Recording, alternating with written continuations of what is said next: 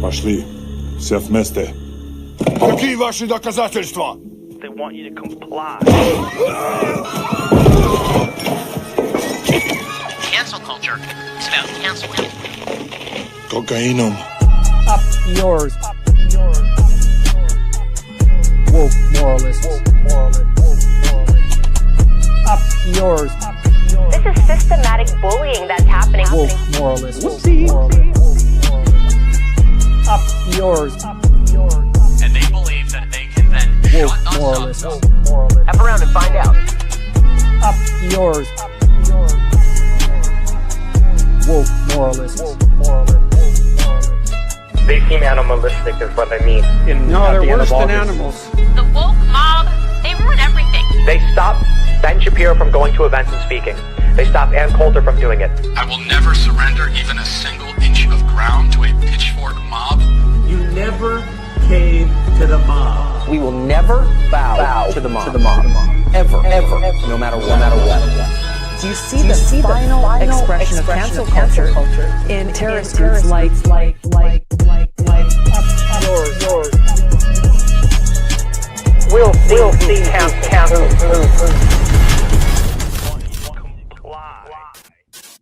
Hey, Fred. Ooh, Hey, how you doing? How's it going, everybody? Ooh, audio works great out of the start. That's nice. All right. There was some overlapping audio for a second. I don't know if that was just. Did anyone else hear that? I heard it, but I don't know if the audience heard it. I'm going to assume they didn't, so that way we can have a perfect opening. All right. With no audio. Hell yeah. Yeah. So we have a pretty stacked panel today. We've got David Doel coming on. We've got Ariana Jasmine coming on. We have David, a guest as like David Doel coming. David Doel will be. And of course, as the title suggests, we have Olayemi coming on. Maybe you've heard of her. She is an attorney. She was once on the Breakfast Club. She debated Eric Adams while he was. She was once on this show as a regular. She used to come on the show before. You might remember. Seems like you forgot about it. You mentioned that very relevant. You're like, yeah, she was you might know her from this show and that show and this show and that show. All right, she was on this show too regularly every week for a while. Yes. So they do remember. That's good to hear. No, of course I'm trolling. Everybody knows Ole. Yeah, so it's going to be a really fun show. We've got a lot planned. When I say a lot, I mean we have a lot of people coming. I have nothing planned in terms of topics, but I am happy that we're going to have so many cool people here. Plus us, of course. We're also such a treat for you all. You're welcome for us being here. Yeah, I think we are a treat. I would like to think so. I would like to think so. Everyone's looking. Everyone look at us right now and think to yourself, "Wow, wouldn't you like to have a treat? Like, wouldn't you like to snack on these treats?" I was supposed to pay you a compliment. I'm going to take it back.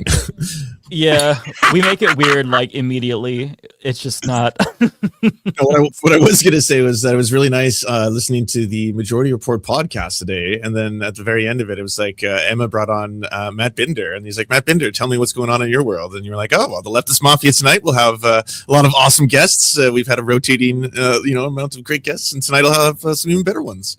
I was like, oh, yeah, I totally forgot Ole was coming on this morning when I was on the Majority Report, because if I did remember, I would have specifically mentioned her because she's a name. It's not like, oh, we're gonna have some great guests. We're having Ole on. She's a big get. She's a big get for us. It's exciting. It's been a while since she's come on too, so it'll be awesome to hear her thoughts on Mom Donnie and just catch up because it's always really fun to hear from Ole. We haven't talked to her since, right? Wow. Yeah, it's been a while. So this is going to be a really fun episode. Also, there was the Dave Rubin debate that took place last Sunday, I want to say. And I have been milking that like a motherfucker. I have a video that went up on, I think, Monday. I have another one going up tomorrow with Mason, who actually debated Dave Rubin. And he's going to spill some tea. And so when you include those two videos along with last week's Leftist Mafia, I've done 3 videos about Dave Rubin in the past 7 days. Not my proudest moment. Nonetheless, I regret nothing because it has been really a joy to watch him kind of implode, because I don't know if anybody watched it, but holy fucking shit, he did so bad, and we all expected him to do bad, but I saw he defended it on Twitter, or tried to. Like, I assumed he would have just moved on, but he put something out there that was like, everyone's saying that I had a really bad performance. They don't know. I was just like not, talking about things I didn't know anything about, or something like that. And it's got like an ungodly ratio, right? Isn't it one of the like most ridiculous, embarrassing ratios on the internet? It's like, if I'm remembering correctly, less than 1,000 likes and like 39,000 comments, which for those who don't tweet, that's a very bad ratio. That means everybody is shitting on you. All right, I want to go look it up, because I thought it was at like 93 likes. Like, let me pull it up, because Right Wing Cope took a screenshot of it, and I was blown away. So Dave Rubin has me blocked. I'm sure he has both of you blocked too. Oh, yeah.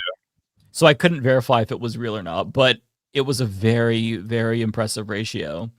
Because you don't mention that after you get blown out like that. You just run away from it, and you never ever mention it. Or move on.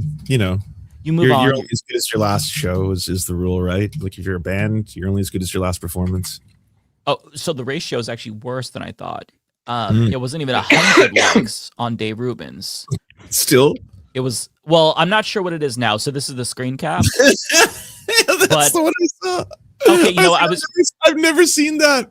I've never seen 93 likes to like 4,000 comments. Yeah, I was a little off. I said like 39,000, so it's 3.7 thousand, not 39,000. So, a little bit of mismatch there. Nonetheless, still a very, very impressive ratio for Dave Rubin's haters.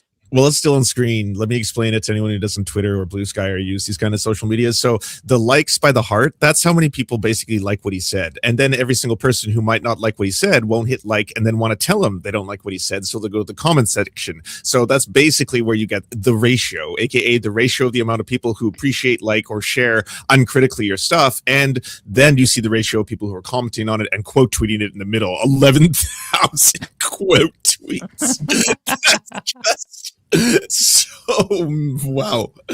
It's like, it makes me happy to know that he's kind of just this hated by everybody, Yeah.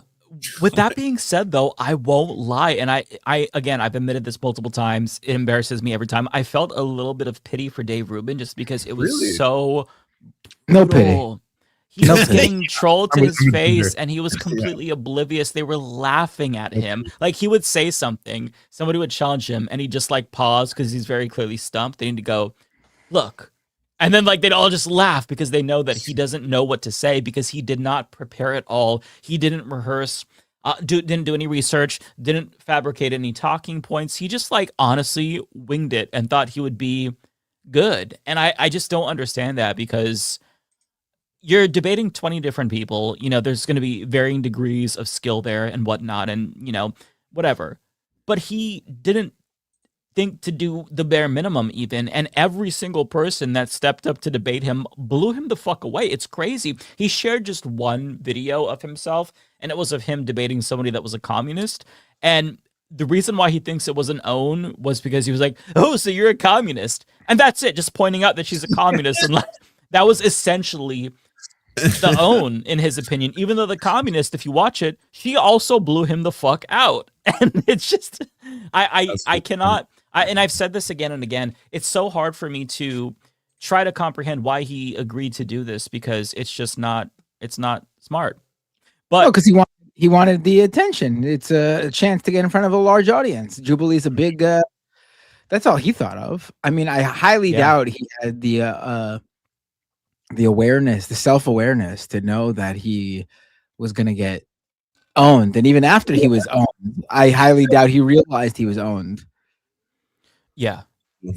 But without further ado, topics, right? Like, we should be clear on that too.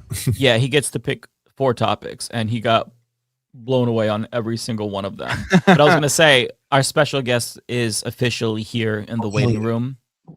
Folks, it is the one, the only, Olay. How's it going? I'm sorry I was late. No, don't worry about it. Welcome. It's fine. We're always late. How have you been? I'm good. I'm behind on all my responsibilities. I have all kind of videos I need to finish writing, and the procrastination is out of this world. Samesies. Yeah, it's really nice to see your beautiful face. I love your library behind you and your Working Families Party t-shirt. It's just that chat is so happy. The occasion. The chat is very happy. You're clickbait for us, so you're all joining because you're here. But like, what have you been up to? How's life been? How's life been? Life is good. What am I doing? I only have Raheem and Asada whenever we last on it. I have Raheem, Asada. We have 2 dogs now. We have Cleophas and Dennis. I could show CJ. Bring Dennis and Cleophas. Nice. I want to introduce y'all can meet them. I've met Cleo before. I haven't met Dennis though. Okay, you're gonna meet. What are the cats' names again? Raheem and Asada. How do I gotta ask? How do you like? 3 of those names don't match with Dennis. No, okay, y'all be saying that, but I want to be clear. This is because of Dennis. What is it? Dennis in some show like Always Sunny in Philadelphia. Dennis is an old black man. Okay, that is not going to help that the dog is white. All those other names, right? Cleophas and Dennis. That don't sound like 2 black uncles. All those other names, Cleophas, Raheem. They're very. How adorable. And then Dennis. Acknowledge the people. Thank you. Is he a husky? Yes, he's an Alaskan husky. Oh, I love huskies. Cleo. Hey, Mr. Cleo. Oh, my sweet yeah. I love him. Now y'all hear Raheem meowing. Now Raheem's making demands. Oh God. Raheem used to be the king of the castle, and now he still is. He still is. And honestly, the older he gets, the more like Raheem is getting less pleasant with age. How old is he now? I adopted him in 2020 and he was 3. So he's going on like 9. Oh, he's a little old man. Yeah, he's getting there and he's acting like it. Okay, he's real. Like everybody else waits till you wake up in the morning. Everybody patiently waits. Nobody else. Not Raheem. Raheem gets up and starts digging out the carpet like, oh, you're not going to listen to me? I'm going to fuck this carpet up, bitch. Okay. Raheem does petty, rude, spiteful stuff. We took Raheem to the vet and they told us it was spite. They told us like Raheem. They actually said it was spite? Yes, that Raheem is operating out of spite. Like, oh my God. But now he's the original, right? He's the first one there, it's right? His so territory, all those others Like, that's my mom. He's like, oh, it used to just be me and you, and now it's me, you, CJ, Astada, Cleophas, and Dennis. Ugh.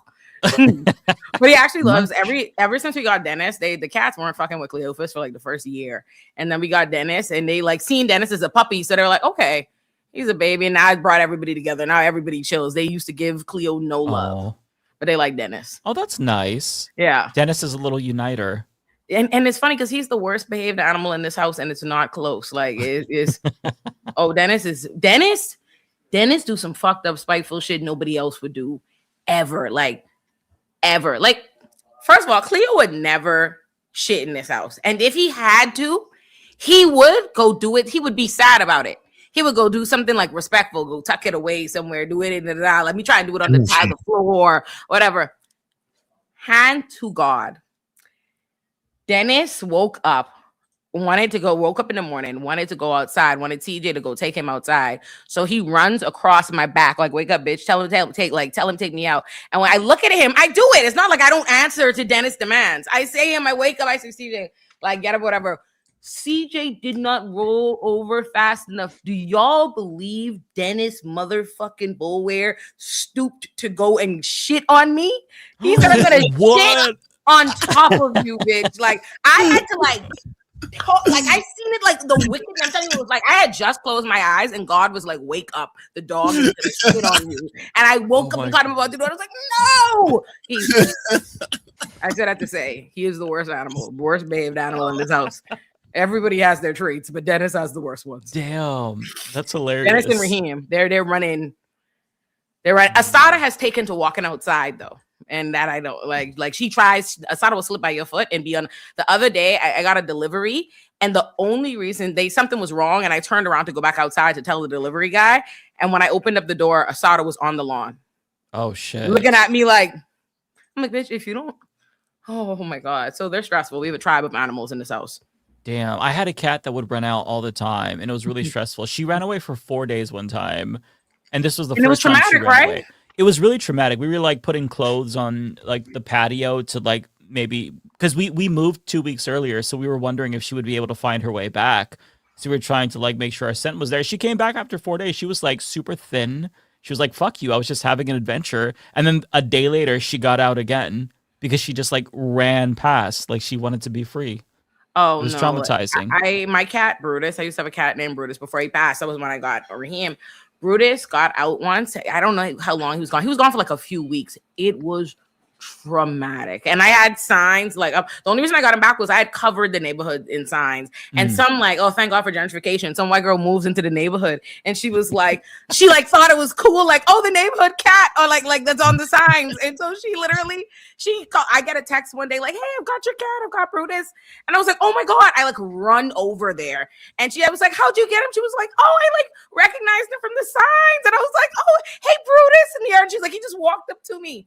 I was like, I've never been more grateful for a white girl trying to understand her surroundings. She said, I'm reading the signs. I'm doing everything around here. Oh, I was so excited. But I said it to say, that's why I'm traumatized. And Asada being on that lawn the other day, now it's like, no one opens a door in this house without checking for Asada. You have to first look and see, have eyes on Asada before you open the door. Like, because, she be trying. You would be proud of me because I had a white girl moment when I rescued a dog last summer. And this was one of the worst experiences of my entire fucking life, because once I finally like tracked down the owner, they were coming back on vacation, and the dog had escaped once the dog sitter brought her back. So she like escaped from the gate. So I would have killed that sitter. Yeah. Apparently she gets out all the time as well. So it was like a common thing. But like I get a hold of the owner. Dog to escape. We don't want to fix that. Yeah. Right. So it was. Yeah, it was really stressful. The dog regularly escapes the gate, and you don't think maybe we should do something about the better security? She like digs under, so it's like, okay, you have to fortify maybe put your dog in the house. Right. Isn't this America? There are things that you can do to mitigate that situation. But so I get a hold of the owner, right? And I walk the dog home. And this is a really big dog. It was like a golden retriever, really sweet dog, really nice, but very nervous. So on the way there, like halfway there, this dog stops and takes the fattest diarrhea shit in somebody's lawn. And this was all impromptu. I'm like walking around trying to find her owner. No, I did not have a doggy bag on me, right? You didn't just leave? You tried to No. Oh. So I walk all the way back home, get a doggy bag. And because one is all you need. I have 2 small dogs. They have tiny buttholes. I go all the way back. Wait, only one? I didn't even think. I just grabbed one. One, like in general, you don't like you don't double bag it as a matter of policy. It didn't even cross my mind. It was a dumbass moment. So I grabbed one. Brave. I could not even fit a quarter of the shit in that fucking doggy bag. I had to walk all the way back with more doggy bags to pick it up. And like these people are probably like, what is this fucking guy doing in my yard? Like digging in my grass. That'd be my worst nightmare. I don't like when Cleo and them like shit in people's like yard, like at night or something. I'm like, please don't get me killed. Like I hate, like I'd be so like, I promise you, especially if there's a ring cam, I'm like explaining myself to the ring cam. I'm over here. Like, I know. Hey, just my dog shit. I swear to God. Because like I'm short, I'm not very intimidating, but I have tattoos and a beard. So I don't know. Somebody's like, what is this fucking weirdo doing? Oh, you know? I would 1000% call the law on you. It's a little suspicious because it's like I'm like trying to clean. I'm like trying to wipe their grass because it's like it's just diarrhea. I'm like, how am I was like, bro, I came back home screaming and my husband's like, what the fuck? I'm like, I'm gonna fucking like kill myself. This is insane. Actually hilarious. There's no way. I wasn't stressing myself like that. But I definitely would have told you get off my lawn. I do scream at people to get off my lawn. I'm very much that. Really? I think 1000% people immediately like I do the works on making people because as soon as I see you in front of you can't even go to see the people next door and park in front of my house. I come outside and say, hello? Are you looking for something? Are you looking for someone? Like I act like a full white lady. Like I come on, I'm like, hello, hi. Oh, it tickles me. CJ be like excited to call me to get people off the lawn. Like that's hilarious. Yep. So that's all I wanted to ask because it's been a while since we talked to you, and now so much has changed. Eric Adams is out. I think he has citizenship in Albania or some shit. Mamdani is the mayor. What are your thoughts on that whole situation? Because it's a completely different city, it feels like. It's wonderful. There's nothing. I have nothing negative to say. I love it. I'm very happy about it. I love it. Nice. Mamdani stands, rise up. Yeah. Yeah, it's I like that he's kind of just doing what you would think is kind of like his job, and it's being shown as like radical extremism. But I was like, all the things I'm seeing, it's like $30 minimum wage for people shoveling snow, getting millions back for corruption in Amazon, like things like that, or holding landlords accountable. I was like, that just sounds like someone doing their job, not like he did a communism, right? It's pretty wild. Just that's radical. That's what bar is what I'm saying. You know, it's just like, oh, he's not grossly publicly corrupt, and he's actually doing some things to try and help people. That's wild. Right. Yeah.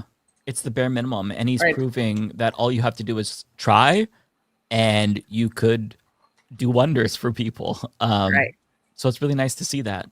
No, y'all have to tell me what's happening in political land. Y'all have to catch me up. Pretend it's the first episode of Leftist Mafia again, and I don't know anybody you're talking about because I still don't. Okay, I've been dying to know, and I should have sent this to you. So have you heard about the bricks and minifig situation? This is real politics. This isn't politics per se, but I think it pertains to it like crosses into law, right? Okay. Which is your wheelhouse. I haven't heard about this at all. Okay. So you have to. This is a long saga. I'll try to give you the TLDR. It's a lot though. We talked about this last week on the show during Super Chat session. But basically, there's this YouTuber named Reckless Ben, and he came in contact with this guy named Brian Mansell. And Brian's father had like $200,000 worth of Lego sets. And he decided to, sell this, consign it to a bricks and minifigs shop. This is a third-party Lego retailer. And Reckless Ben meets Brian, and Ryan's daddy has Lego collection. Yeah, Brian's father's in poor health, wants to pay for. Brian's not a creator. Brian's not a creator. He's just a regular random guy. Okay, so the reason we know this is because of Reckless Ben. Yes. Okay, so Reckless Ben knows a guy, random guy's daddy has Lego collection licenses. Yes. Reckless Ben is taking on Brian's cause because he couldn't get any success with the situation. So his father is in poor health. They're trying to sell the Lego sets that he collected so that way he can put their grandchild through school, help pay for medical bills, yada, yada, yada.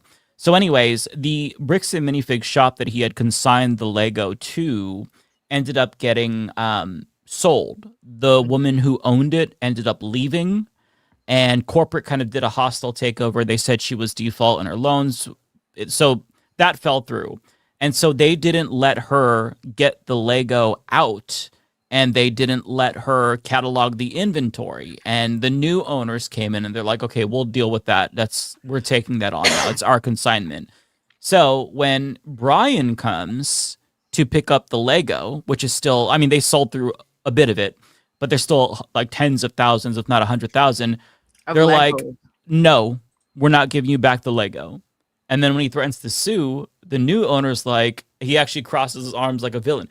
Let me tell you how this is going to go, okay? You can sue us. We're going to drag this out as long as possible, and it's going to cost more for you in the end. So basically, we're not giving you back the Lego. It's not our responsibility. We're taking it. It was like half the inventory of the store. But like they weren't planning to like sell the Lego anymore to give him the money or whatever they're supposed to be doing? They were still selling it. They were posting. Were they giving him the money? No.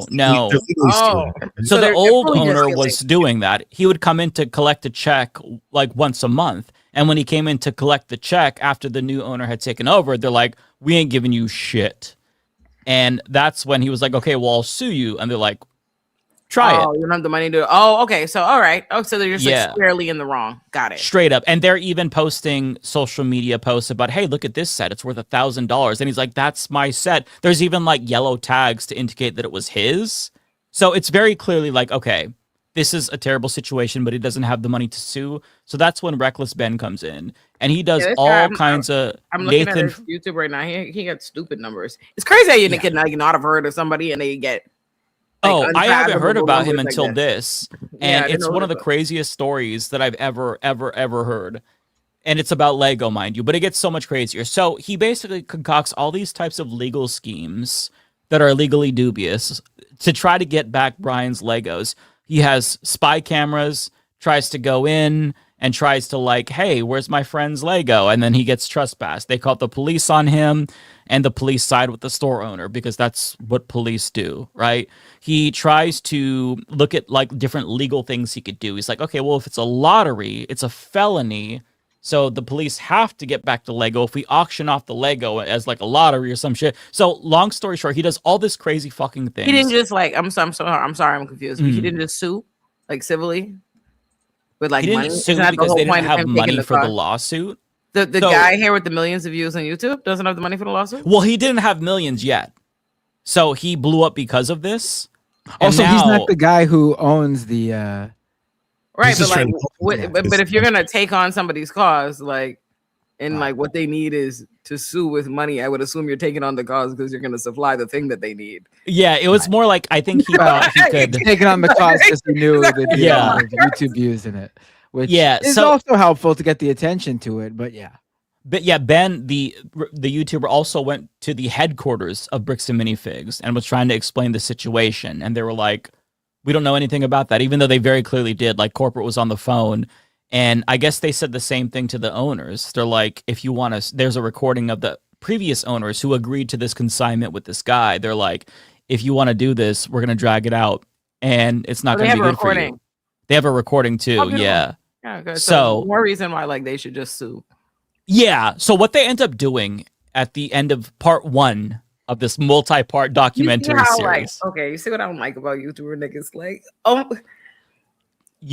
you doing a good? Are you like just do the thing that he needs? If the villain is like, ha ha ha, you could prevail if you sued me, but you don't have the money to sue me. Don't you come in and be like, ha ha, we'll sue you? You know what I mean? Not like let me make a bunch of content that I like make money of and like run it like what's like this whole. Well, he even tried to bait them into suing him by trying to create their own LLC. This is Reckless Ben. Like taking their logo, but none of that worked. So what they ended up doing was he concocted this scheme where 10 of his friends got together and they bought the Lego from Brian and he gave them the money back as a loan, and they split it into 10 different small claims civil cases, right? That's what they decided to do. And then Brian, not Brian, excuse me. So the owners of this store, they did not respond to any of these small claims cases. So because they thought they were fake, presumably. So they defaulted and they won all 10 of them. So they were owed $10,000. But when they go to collect the money and let them know that as of this date, you lost, the store straight up shut down. So, and permanently shut down, mind you. Okay. So that's when we get into part 2, where they are suing Josh personally. Ben is now suing Josh because he's not getting his money, so he's doing some different lawsuit. Josh is the one who has the stuff. Josh is the new guy. Yeah, he's like the owner of that store. Wicked guy. Yeah. Sorry, there's so much threads. I'm trying to keep it all together. No. I got it. I'm okay. following. Okay. So they go to Utah. This is where Josh lives. Okay. And they try to serve him papers. So that way, like, this is a real lawsuit. It's a small claim suit. This is a different small claim suit. This is like a suit about them not paying or whatever, something like that.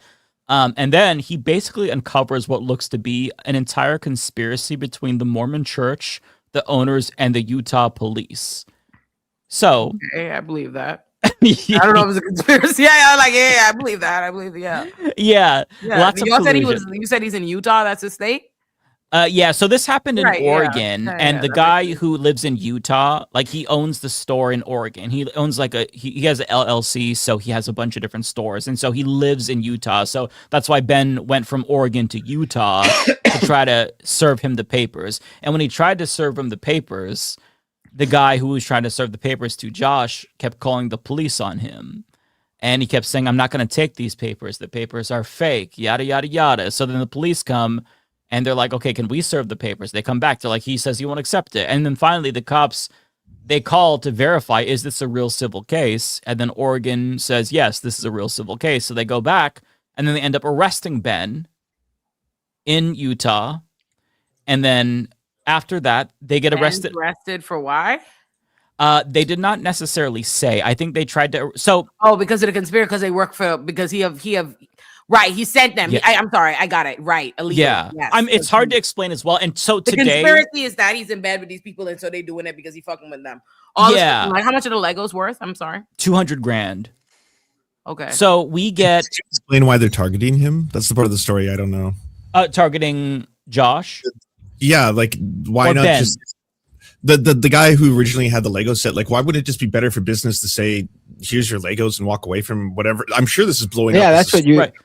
That is the question that everybody has, right? So it's like, why not just give it back? Because there's obviously, it's worse for your PR. And if you watch the original video, Ben, the YouTuber, he talked to Josh and actually got Josh to admit, yes, I have the Lego. I'm going to give it back to him. I don't want to be a shitty person. But then he kept delaying. He kept delaying. And he kept basically stringing him along. Lego set? What is it? It's worth a lot of money, but for it's not really worth it. But so we got the body cam footage today from the cops, and after they called to verify the legitimacy of that civil lawsuit, there's a video of the cop talking to Josh, the guy who Ben was trying to serve the papers to, and they were like, "Well, we'll just try to find some charges, something. Well, what do you want? We'll go through all this."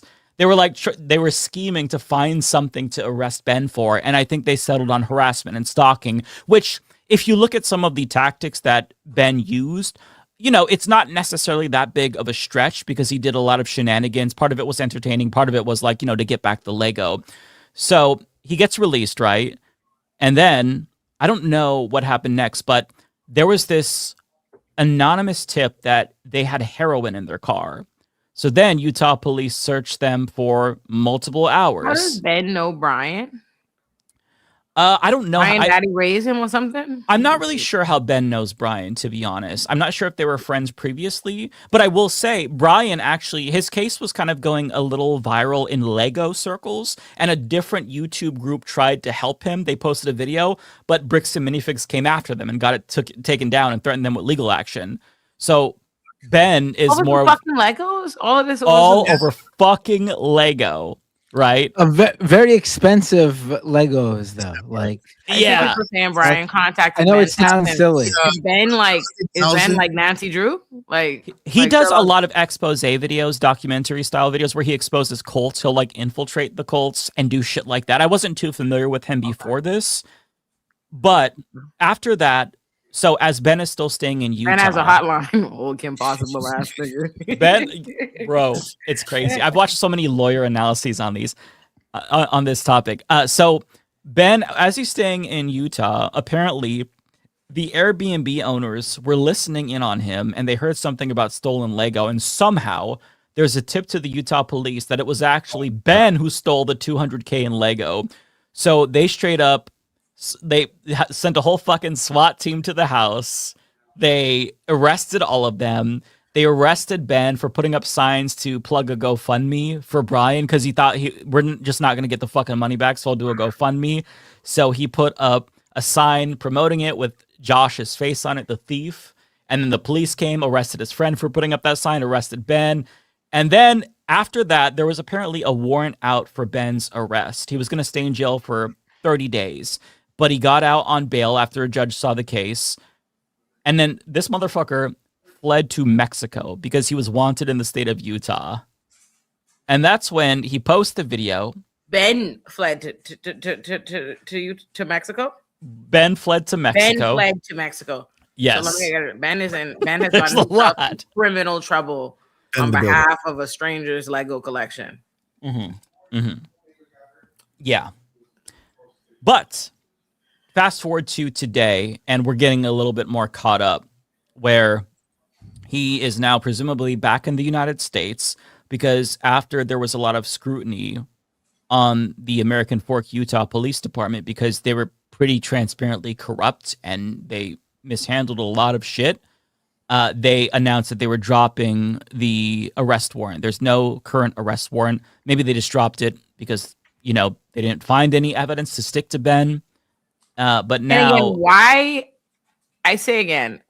So Ben did 10 little lawsuits. Why, as opposed to what was Ben's? Surely someone has asked why we didn't just pay the money to sue for the initial like violation. That would have made the most sense, but I think that Ben wanted to be entertaining because he is.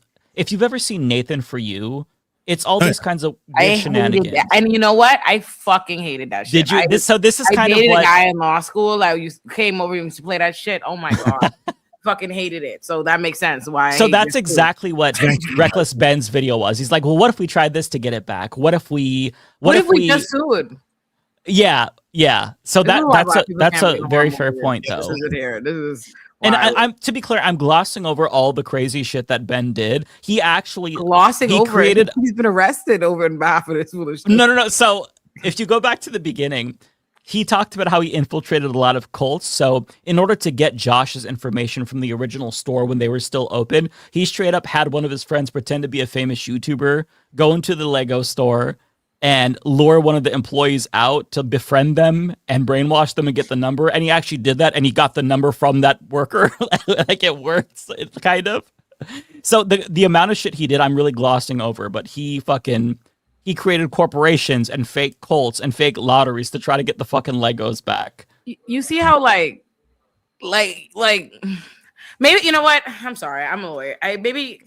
Like, if this was a fictional show or something, but it's like all you're doing is muddying up the fucking case. Like, if the goal is to, I think what I don't like is like pretending the goal is to get this man's Legos back, because it's obviously if this goal was squarely to get his Legos back, there would be no need for all of this nonsense and theatrics. But the goal is to make content. Like, that's the primary goal. Mm-hmm. And like that's fine, I guess. I think that's a fair assessment. What is the position? Right? I'm sorry. How did we get here? What feeling am I supposed to have about this? I don't know why. I think Mike was like, "Oh, I'm gonna bring Ole a legal case," but it's like a civil thing. So I mean, what is she gonna? And also, it's also just like it's nuts. It's not even like. No, it's like the man's just doing foolishness. I don't know what to tell you now. I'm bringing it up primarily because I would like for you to watch it so we can talk about it. You want me to see it? Okay, yeah, we can play it. It's good. You want to play it? Well, it's like now there's around 4.5 hours worth of content. So you'll have to, I would say, listen, watch part 1, right? And then if you get roped in the first 5 minutes, keep watching, you'll get invested. I'm very invested in this. Like, so is he okay? All right, I don't know.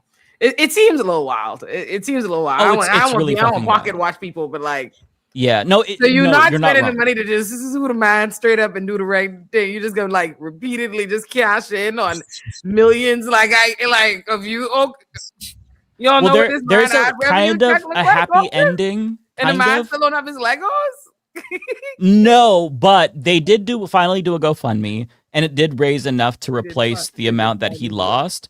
Although now there's a massive criminal case, and Bricks and Minifigs is launching RICO charges against Ben and Brian and the previous owner, and the previous owner is now suing Bricks and Minifigs. Yeah, and people are really pissed off at Bricks and Minifigs just because it's scummy behavior, regardless if you agree with Ben's tactics, as hilarious as they are. And so people are leaking corporate memos the way that they're saying, oh, we can ride this storm out. It usually takes 3 to 7 days. And then the intensity of the scandal dies down. So they're like really being scummy. And they're also threatening other YouTubers who are talking about collaborating with Ben in the Lego community.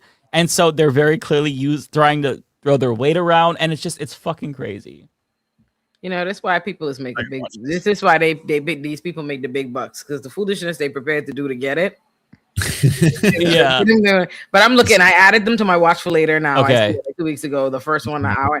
This video is an hour and a half long with 4.2 million views. Listen, you have to just trust me, and you just have to fucking watch it. Okay. I heard about this from Philip DeFranco, and I'm like, this is insane. And then I'm like, let me watch like 10 minutes, and then I was done. An hour and a half later, went by like 20 minutes, and by the time it was over, I'm like, this is the most important case ever. We have to get this man's Lego back no matter what it takes. the Lego. Wait, it's called Ben the Builder? Or Reckless Ben. Reckless Ben. Oh, right. Somebody also pointed out, they tried to make Patreon take down Ben's account, And the CEO of Patreon was like, stuff it, bricks and minifigs. So they're trying to basically scare everybody and wage lawfare against anybody. I got arrested because of Legos. What the hell? It's fucking crazy. You've got to start at the I tracked down a $200,000 Lego thief. That's exactly the one. Trust me, I went. I added them all to my watch for later in order. And it's good. Like the content itself is entertaining. It's the best documentary I've ever seen in my entire life. You're so fucking ridiculous. I swear, you just have to trust me. You have to be stopped. You just have to trust me. You know what was really good? You know what? Yeah, that is a wild play. It's the greatest. I swear to God. First season of Tiger King. That shit was oh, that was good. The first season of Tiger King was really like got us through some dark times. No, that was good TV. Yeah. Like, ooh, that was good. I will say, I'll be honest. I'm more invested in this than Tiger King. I'm no joke. I swear to fucking God, you have no idea. It's so damn good. It is thrilling. It could be an action movie one day. It's very good. Mike, if I watch this and I'm bored, I will beat you up. Now you're gonna hate it because I hyped it up too much. 4.2 million views, so I'm assuming like there must be a reason, right? Like, yeah. So it's like, okay. Do you remember when we were all glued to the Illuminati drama? This is like that on steroids, and we're not in it. This is nice. Yeah. Glued to it. I want to go fucking party of it. YouTube channel. We can watch from the I outside. wasn't glued to the Illuminati. Drama. Right? You remember how mad they were that me and Mike were like, oh, the drama, internet drama. They were like, how dare you call this drama? I was just like, I don't like how this is affecting me. Why are people coming at me? I don't know who she is. I have no idea. Oh, that honestly, I be telling, I be bringing that up to people like an old wives' tale. Like, boy, I swear to, like, y'all say what y'all want, but cancel culture in real, that's the greatest cancellation I ever saw. Like, overnight, I witnessed that shit. Like, you're not gonna, she don't make videos no more. Like, that's true. That's true. Like, I watched that shit. It could be studied, and it was in my house. I know exactly what went wrong in the handling of that. That was so terminal. But my God, like they really like my bitch went from incredibly successful to out of here damn near overnight. Like that really was and I didn't have the understanding of YouTube and stuff like that at the time to really understand what the fuck was going on. But I now know that they were doing to her what's called content farming. So wait, if you type in her name on YouTube, her fucking channel doesn't come up first. 900 million videos dragging her link full-fledged. Do you know what it is to have like hundreds of video essays to pick from on your downfall? That shit crazy. That shit crazy. There's just and no that's all coming because she back made that fucking video on YouTube. Like she would have been fine if when the cancellation started on Twitter. She would have been fine had she not addressed it with that big YouTube video she put out. That's what did it. Yeah, or lie about it too, right? Because I think a lot of liars are quiet. About who was actually telling the truth, right? And I was like, okay, she's like, I'm going to drop the receipts. It's all going to be in the video. And then like the video came out, and then all the other creators one by one started dropping their own videos for like, no, that's not what happened. Here's the actual receipts. I think what I'd be feeling bad about. But I feel bad. I don't feel bad about it because, like, hey, David. Hey. Second guess. Sorry, I'm late. Second guess this year. I don't feel bad about it, but because she apparently like deserved what she got. But sometimes I'd be thinking she had before she put out that video. We're talking about Illuminati and when she got canceled. Oh Lord! But I remember she like WhatsApped me and sent me like the script or something before of the video that got her canceled beforehand. Like, hey, like read this, see if it's okay or whatever. And I didn't read it, and I said it was good. Like I said it was fine. Like I feel like so fucking bad because like when she got canceled, I was like, "Fuck!" If I read it, I would have told her. You don't put someone like I would have said something, but I was every time I think about that, I'd be like, fuck. Like normally, like I give people good advice. I feel so bad. I feel like, fuck, I didn't, because I just like didn't. I hate, like I was trying to be like polite and friendly, like we just started this show, and like it was like, oh, in my mind, like, you know, I don't care what she got going on, but I'm like, oh yeah, people talking about you on Twitter, whatever. Like people talk about we all said that, right? I was like very like on her side. Like I really just thought like it was nothing. Like I really thought it was not a big deal. And so when she sent me the video, like, hey, like look over like the script or whatever, like tell me what you think about it. I didn't, but I lied and said I did because I wanted to be friendly, and I didn't know that it would be the video that fucking kill her. Like I ain't know. Right. I think about that sometimes. Like damn, like if one person had advised her better, and I think like she did send it. I mean, but we just didn't know the scope of it. I'm imagining the scenario now where Ole is like, yeah, it's a great video. And then she's like thinking to herself, I didn't watch it, but what's the worst that could happen? And then but then a quick cut to like, you're sitting in your living room and all of a sudden breaking news on CNN. Illuminati tonight has been. I didn't know it did feel like that because I told her like, yeah, girl, you don't understand how like much I just assumed to be on her side. Like I was like, girl, yeah, whatever the fuck they talking about, your girl. It's just Twitter drama. That's what I thought exactly too. So I'm like, yeah, girl, put out the video. Oh, girl, yeah, they did something to you. Yeah, girl, fuck them. Yeah, I hear you. Like that's the way I was being about it. And then the video came out, and I remember I like even commented because again, commented now, still ain't watched the video, but I'm like, yeah, girl, love hearts. Later on, I'm hearing everybody like, she did. I'm like, she did what? She did whoa. Let me watch the video, and I'm like,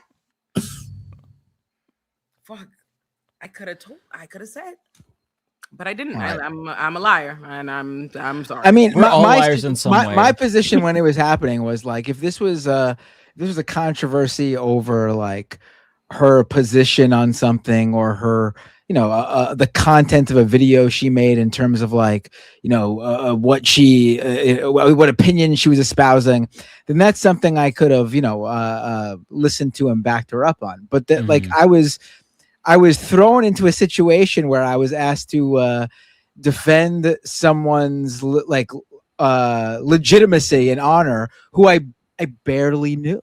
Yeah, I didn't know them, and I can't put my own.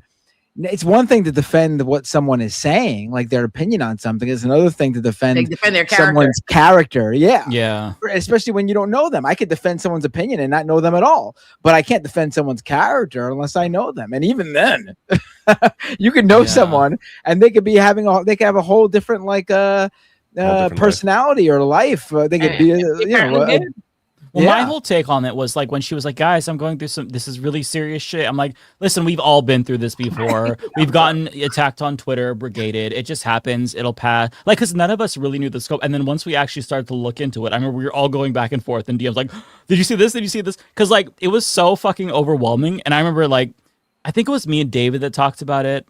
Or maybe it was me and Lance. I don't remember who, but I'm like, you don't understand. It's not like we thought. It's not anything like we thought. I think we talked. I remember talking to you about it. Plagiarism scandal too, that I think Matt Binder tried to tell her not to do, because like it was all over like that technique of highlighting.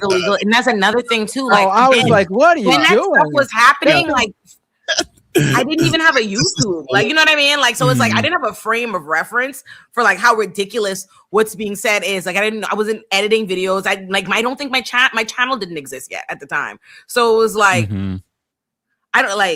I don't fucking know like what you talking about legal and this stuff. Now I'm like, oh bitch, what?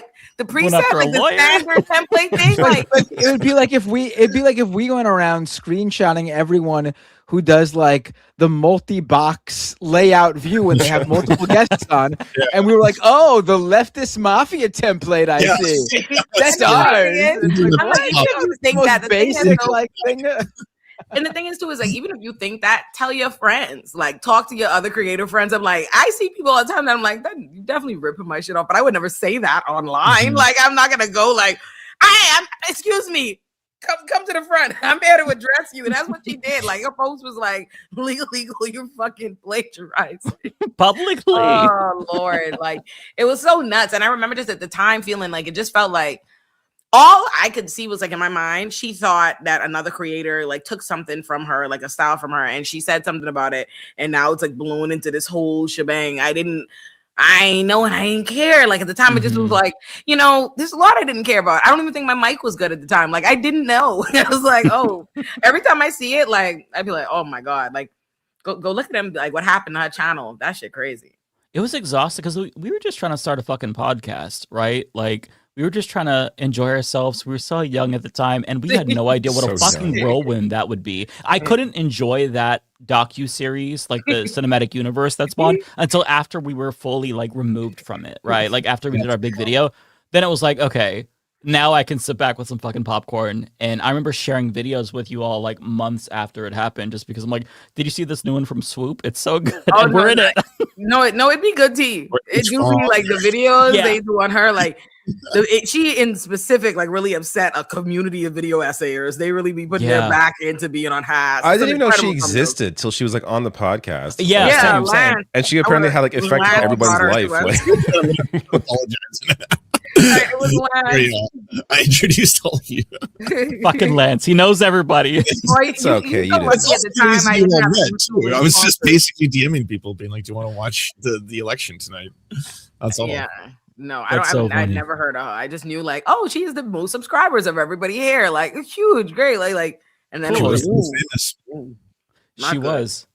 Yeah. Well, I think I will say, I don't know if I've said this before, but I think that's the downside inherently to like being off camera, I think sometimes it can help make especially if you make video essays, it can make it feel more cinematic, like more documentary style. But I think the downside is because people don't form that like attachment to you, even if they form like an attachment to like, they think your content style is great and substantive or whatever. What happens is now by the time like something happens and people expose that, you essentially have like a content mill in the first place, a bunch of other people are doing this stuff. So they don't get the credit for that. And they don't have a personal attachment to you because they haven't seen you. They're not going to give you the benefit of the doubt. Like, creators with better personal relationships between them and their audiences have survived worse things than Illuminati got like killed for. And I was like, because you ain't got no cachet. If the audience doesn't know you because you're a triangle on screen, and every person that does know you is coming out with a fucking stylized video essay about how you're the devil, like. Oh, like it was everybody. It was her friends. It was her boyfriends. It was the ex-boyfriends. It was multiple. Your work associates. It was like every other week, it's a new video. If you watch it, like, oh my God. Right. Like, didn't nobody, there was nobody like, no. I wonder if like VTubers bridge the gap because they have an avatar on screen that talks. It's not their face, but it's still like an avatar. That's what I'm saying. That's exactly what I'm like saying. Would they be able to survive that kind of thing, or would they just also be like go like Illuminati? I don't think so. And I think it also like depends on what you do. Like in a different world, I think it's because Illuminati presented herself as like arrogant and like criticizing people for the same thing. Like in a different world where people had come out with like H-Bomber and these people like what happened later, because she was already pretty much, the cancellation already rolled by the time H-Bomber came out with his thing saying like, oh, she did plagiarism stuff. I don't think that would kill her if she hadn't jumped out the window looking to condemn legal for plagiarism that wasn't even plagiarism. Like she was so intense about something so much less than, no one's gonna have any grace for you by the time like, because there's no like plausible deniability of like, oh, I didn't think, like we didn't do that, or we don't act like, you know what I mean? Like she was already coming at this man about plagiarism. So if they found out you plagiarize it, you do your content on MLMs and shit, and all the people who work for you are like she basically trying to have a company town. Like it just looked bad. It was like you can't go nowhere from that. God, I need to go watch rewatch the Vanguard coverage of this with us. Because that'll bring back some memories. That was really fun. I remember it made me feel a little bit better because they were also like, I don't know who the fuck this lady is. Like, I don't think that it was like, I don't think that they are, the worst people for not coming and addressing this suitor. They didn't know. It's like, and it was the genuine truth. I saw like some videos that were like, and this was the only time I ever watched content about like myself. Yeah. Because it was all of us. So it's like, well, it's not just me. But I was like, I remember watching, like, they're only keeping her on because she has the biggest audience. Like, no, we genuinely do not fucking know, and we don't care. Like, it's not our universe. It's a different circle. I also think just like, I just was like, nobody was thinking about it that serious. Like, no. It was like, we didn't, at the time, I hadn't even processed that people could be upset at me. Like I could have like have as a matter of anybody could perceive that I have an obligation to speak on what another creator was doing. Like that, that had not even come to my mind as a thing. And that just, and it feels weird. I think in general, it's weird when like somebody, you know, even if only tangentially, you're expected to like speak on them as though you don't, as though like they can't text you, you know what I mean? Or like address you. It's weird. It's, you know, it's like, I don't know, you know, no one's excited to be like, oh, I denounce her. I denounce and disavow her. Like that was what it was. We were just like, oh, this don't got shit to do with me. I just met this bitch Thursday. You know what I mean? Like, and she also was gone for like a month and a half or 2 months as well. So there was also that detachment where we were like, we were really even focused. The show was like people would show up in the chat and be like, "When are you going to talk about it? When will you?" I remember, right? And it's not like with the statement. And it's not like she's not like, I think they think she's just a triangle on screen to them, but to us, she's a person. I mean, she was a triangle on screen to us too. I've never seen her like on her face. Like we didn't have that kind of like, and then she was nice. Like I have nothing. I don't. Yeah. I haven't had a bad relationship with her or something. She never did anything evil and vengeful after to me that I'm aware of. Like how people were like, you know. Well, she did take over access to our subreddit and wouldn't. Oh, that's right. Oh, and that motherfucker's dead, so joke's on her. I was like, I didn't even know that, but that's funny. But she never did. I'm like, you know, she didn't do anything to me, so I'm like, I don't hate the gal, but I have watched many a video about why people hate the gal. Well, I remember somebody, God, maybe it was one of the comments in the videos after the VOD was uploaded where they're like, just watch this video. It was like a 2-hour video. I'm like, the audacity for you to expect me to watch a 2-hour video. Like, are you fucking kidding me? And then once I watched it, I'm like, okay, you got any more of them? Got any longer ones? Mike and David were like, I am not watching this entire thing. Please give me the cliff notes. It was hard because it's like, okay, I really need to watch. So finally when I watched it, I'm like, okay, I understand. All of you were fucking legitimate. God damn it. You weren't like lying. This really is serious. Fuck. It was so weird. Sometimes it's so strange how some people manage to like overcomplicate life in their career in that way. Because it's just like, why don't you just make your videos that are doing well and just, you know, pay people and go about your business? Like, why is it? Yeah. Why are you like, why do you even have the energy for this like toxic infrastructure? Like, why are you doing that? I'm just confused as to what would be the point. Right.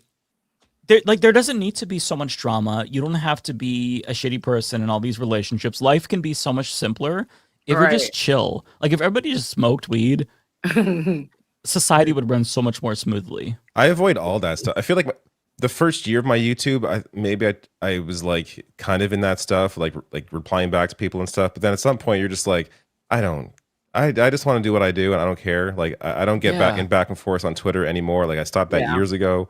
Like it's so much better and easier just not having to engage with toxic people. Like just do your thing, enjoy doing your thing. Like life's busy enough, life's hard enough. I don't have to also have the mental energy to jump on Twitter and start beefing with people. Like it's so ridiculous. Yeah. I put out a tweet that was getting me some heat and I deleted it. I'm like, okay, never mind. I don't okay, never mind. I've done that many times. I write something, I'm like, delete. Fuck it. You all very clearly feel it the opposite way. That's fine. Enjoy. I concede. I don't care enough. I don't respond to negativity as a like matter of like professional policy anymore. Like I'm like, I don't talk to. I literally didn't even have Twitter. I deleted my Twitter. I don't even have the thing anymore. I just make my content and go. Like, I am not about to stress me. I realized eventually I was like, oh, like it would be, I feel like in 2023 was the last year that I'm like, was like actively engaged in like, oh, this one's talking about me, this one's this, and I'm beefing with this one and blah, blah, blah, blah, blah. And I was like, why does this keep happening? Like, I felt like it was hate train after hate train after hate train. And I was like, oh, because I'm taking the bait. Like, I was like, I get it. They're always talking shit about me. I just happen to see it and engage. And now it's a thing like, that's what they want, the attention. Once I realized like, oh, this means nothing. If I don't engage it, like in my mind, right? Like I haven't been on Twitter for like a year and a half or something. And in my mind, nobody's talking bad about me. Realistically, that can't be so, right? Like they were talking about me, but I don't hear it. It doesn't exist in my real life. And that's what I realized, like, oh, it means nothing if I don't know about it and engage it. So like, whatever. I put my stuff out there. I'm like, oh, nobody's talking about me. I'm gonna mind my business over here. If I don't know, then it's not happening in my mind. You know, it doesn't matter. Does Yeah. a tree fall in the forest? You know, it's like farting in the wind. It really it doesn't matter. I don't get people who search for their own names to look up like the things people are saying about them. It feels really weird. I don't know why that's not painful to your chest. Yeah. Right. I would never. That's what I would imagine. You know, it's like, oh wow, someone said the worst possible thing I could imagine about me. Yeah, I don't expect to see anything positive. Yeah. That's why I don't Yeah. see positive, negative. I don't see anything people say about me in the wind on the internet. Like if it has to be like Aaron would have to like send it directly to me. Like Aaron sent me something like, hey, somebody sent this to me and they were speaking positively, but I was like, oh, nice. But like outside of that, I don't engage it at all. Like not Do you even read YouTube comments? not well at this point, so I have 8 channels in the Illuminativerse, and so I see comments like between everybody and all of them, but it's really only like in passing for the most, and like a certain like, oh, you know how they have the like they kind of they show you like the summary. Oh, the curated the summary, ones. you know? Yeah, the curated. Those are ones, always yeah. so wonderful. That's actually made YouTube like the back end a lot better because it's like, oh, these are actually relevant. They're usually always positive. I rarely see a negative one in that. Yeah, exactly. It is really, it's one of their healthiest things they put in place for creators. They also have now too, like if you want to, I don't have it, but you can make your comment section subscriber only and stuff like that. And that stuff is nice if you want to do it. But honestly, we moderate shit. Like I have lots of, blocked words. If I happen to see some bullshit, if I happen to see it, I will ban you from every channel in your Illuminativerse, so you can't like go travel and annoy me. Like, oh, hide user from channel, but I will just hide you. I won't say anything to you. You know what I mean? I won't like post it or acknowledge or anything. Yeah. I'll just call my friend and talk bad about it, but I don't acknowledge it. Don't do you no favors. So I don't. For the most part, I just like make the stuff and go about my business because they'll just fuck with the relationship to the content. Yeah, I've hidden probably like hundreds of accounts, and they have no idea. They just like they're probably still commenting, not realizing nobody's seeing their shit. I've hidden mad people. Like it's insane how many people. I'm like the second if I see it and I do this, immediately you're out of here. And every time I think like, oh, I'm being too strict, then I like let somebody slide, and the next time I see them comment, it's something I'm like I should have I should have got you out of here. So I just do that. I'm like, hide user from channel because it's better. Because if I let you keep disrespecting me and pissing me off, and then I cuss you out, now you don't want to watch my thing. You have a bad relationship with this, whatever, blah, blah, blah. You're upsetting me. It's better for you it's better for me in my pockets for you to watch my content and not know that you get on my last nerves because no one's seeing this comment. So. And also maybe if they keep watching, they'll eventually like change their mind and like, hey, maybe I was wrong before. And now I actually like Olay. That was my logic with like some of these people. Before YouTube changed like how they curated it, it would show me a lot of like frequent commenters, and sometimes that would be conservatives. And there was one conservative commenter that I watched for like a year. I don't know why I let this go on for so long before hiding all of his comments, but like it would just always be, it started out with just like practical disagreements. Oh, you leftists, very generic. And increasingly it got much more homophobic over the years or over the year where it was like, you're hysterical, like, just little dog whistles, and then like this sissy, and then it got to like the F slur. I'm like, okay, you know what? Why am I tolerating this fucking bullshit from this dipshit who's probably like 87 years old? He's probably gonna die in like 2 days. Why don't I just like? And I did. You should have been. I don't know why I let that go on for so long. I guess I thought like, well, whatever, maybe he'll watch and change his mind. But it's like his brain is ossified. There's no. You just gotta let them talk to them. Like it's best that they don't have to. You don't have to know about it. They think they're being heard, and you don't have to. Right. Because sometimes what'll happen is I'll ban somebody will leave a fucked up comment, and I'll be like, I'm gonna ban you from it. Like they'll leave it, like say they leave it on like Illuminati, and I'll be like, I'm gonna ban you from the whole Illuminativerse, and I'll go to like the next channel about them, and I'll see they're already banned from there. I'll be like, you're nothing worse to me than how like insane. Like it's one thing when you have one channel and you wonder to yourself, why is this person who's leaving negative comments watching this? You know what I mean? Like you don't like you're here. I haven't made you be here. But do you know what it is to watch somebody claim to hate you and your content, travel through 8 channels, watching everything? like you don't like me. That's like a job. You have to like content on every street of the Illuminativerse. You're not well. Like, the energy it takes to do that. I don't have the energy to like shit on anyone and be a hater. Like I feel like I'm just exhausted, and the amount of effort these people take. or put into like just being shitty. Like in some ways it's impressive because it's like, man, I couldn't care less at this point in time. I've lost my desire to just like do anything. But yeah, I don't know, I don't get it. No, it's insane. It's absolutely nasty work. I'd be like, wow, this is nuts, because I don't know who do you feel like is making this happen to you. Or they'll be like, oh, I hate this, I don't want YouTube to show me this. But you subscribe and you commented like I know, I get gonna those. show it to you. I'm like, what's wrong? Some people are just miserable, honestly, and they just have nothing better to do. Like it's their favorite thing to do for themselves. Like they get like a thrill out of trying to bother people. They do. That's why when you respond, they like, oh, lettuce. So I'm like, oh yeah, I won't exactly give you what they satisfaction. Or they say something crazy. And my thing is too, I don't respond to people to anything that's not like just me being able to say something like, thank you, love you. You know what I mean? Something positive. Because even if, like, say somebody says something to you that's a little bit like, it's not even like super rude or whatever, but it's something that you think you can answer constructively and politely, it's still a problem. Like you answer it and someone will say something to you and you like answer and they're like, oh, you're real late. Like they turn up immediately. It's like, I'm so perplexed by this like interaction. I'm like, sometimes it's just easier to hide. Just okay. Like, all right, I see what's going on. Yeah. Do you ever? I don't know if you're on Facebook, Ole, but if you ever look at like David and I have talked about this. If you look at like your public page and the messages you get, or just the comments on your videos, the DMs on Facebook are insane. They are fucking crazy. I have people. I'll check every once in a while. And this still happens. I shit you not. People will argue with my automated response system. Like every single person who sends me a message on Facebook will automatically get, hey, thanks for messaging the Humanist Report. I don't always get to all of these posts, but I try to read them all.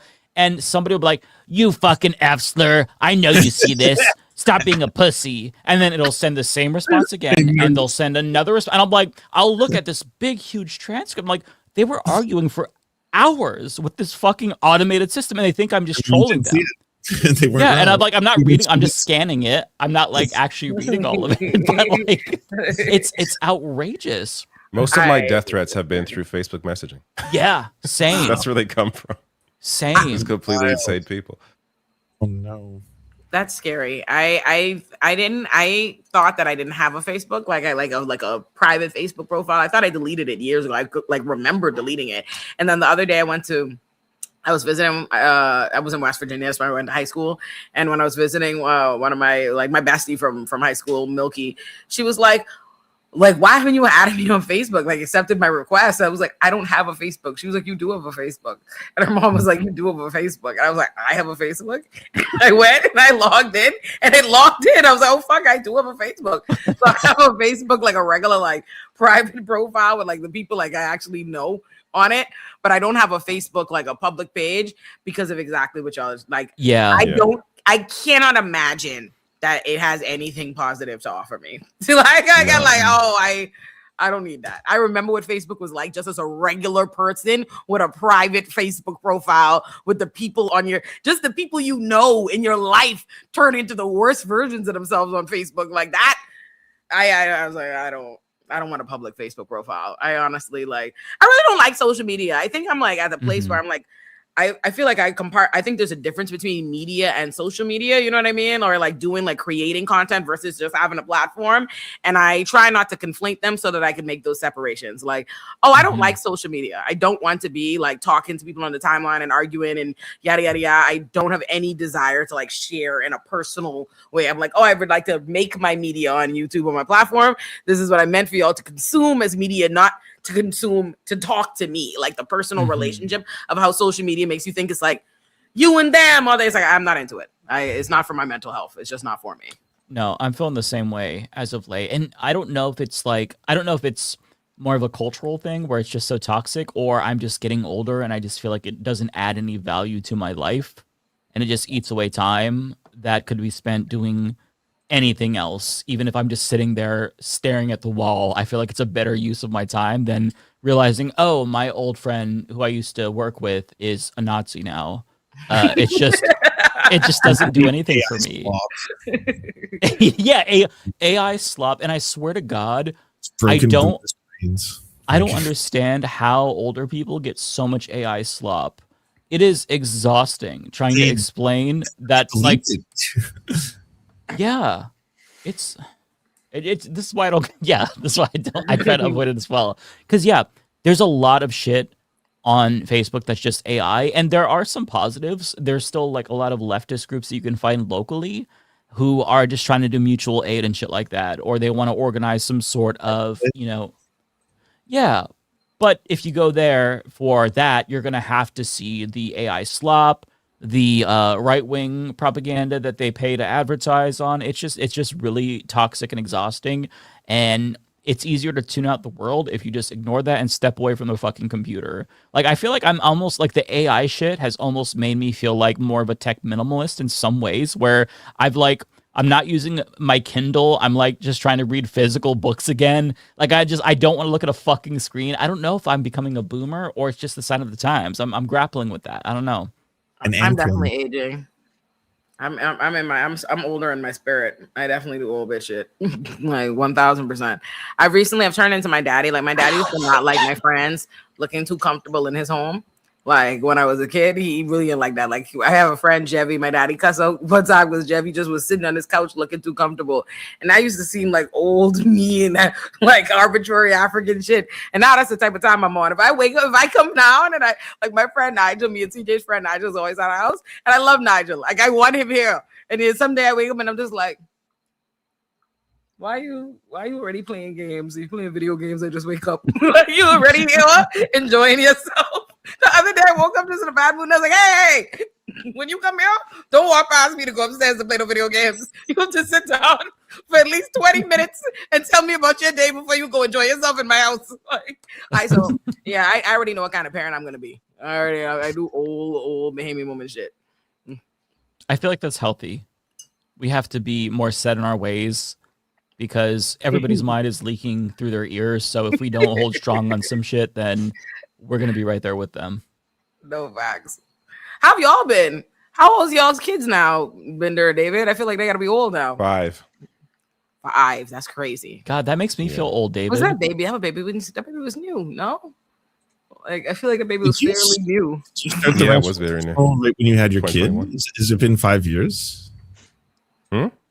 Did you start the Rational National at the same time that you had a kid? Like, no, I started that 2015. Oh, okay. Well, late 2016 more so, but maybe on the Rational. Have you had a million subscribers yet, David? No, YouTube doesn't like me, so it hates me too, David. It's up and down. It's reported well, especially recently. The algorithm is so weird. Like, I had videos like last month, like 500K, 400K, like 200K, and this I'm like barely breaking like 30K. It's very bizarre. Like, it's up and down, and the content, like, I'm not changing. It's the same kind of content I'm doing. Like, I'm not changing anything drastic. Like, there's no reason for those kind of spikes or those kind of like drop offs. But YouTube is aggy like that. I will see comments all the time that really piss me off, where it's like, I haven't seen your videos in months. Where have you been? It's like, I've been here the whole time. I just haven't been fed them. When people talk to me like I've been on vacation, I hate like somebody comment like, "Oh my god, like it's so glad, like welcome." I'm like, what the fuck are you talking about? I'm putting out great content right. I get irritated immediately. Who are you talking to? Like, I've been somewhere hiding. Like, I hate that shit. Somebody commented like, "Oh my god, I'm so glad that your movie review is back." I'm like, back? Bitch, I've done like 4 times. What are you talking about? Like, I think what YouTube tries to do now is that they'll like uplift like new creators or really small channels. Because I'll see people in my feed where it's like, this person has like 3 subs. Like, why am I seeing this video at all? But why am I even seeing this video? While they're doing that, they're like dropping others off, right? So it's like leveling up. David said, why am I even seeing this video at all? But it's not. It's one thing if it's like content I would click, but it's not even in like I have no interest in it. It's like, what is this? Like, that's like, why would you do this? And they're like, I noticed that YouTube prioritizes just engagement more so than subscribers now. It doesn't matter if you have like 1 million subscribers. It's all about like, can you get them to watch the whole video? Because you see people with like lower subs getting a shit ton of views. It's crazy. So I still don't really understand the algorithm. I'll pretend like I know, but I genuinely don't know what the fuck I'm doing. But I think it's just changing all the time. Like, I have high engagement. Like, most of my videos are watched like at least halfway through. We're talking like 7-minute average like view duration, which I think is pretty good usually for YouTube.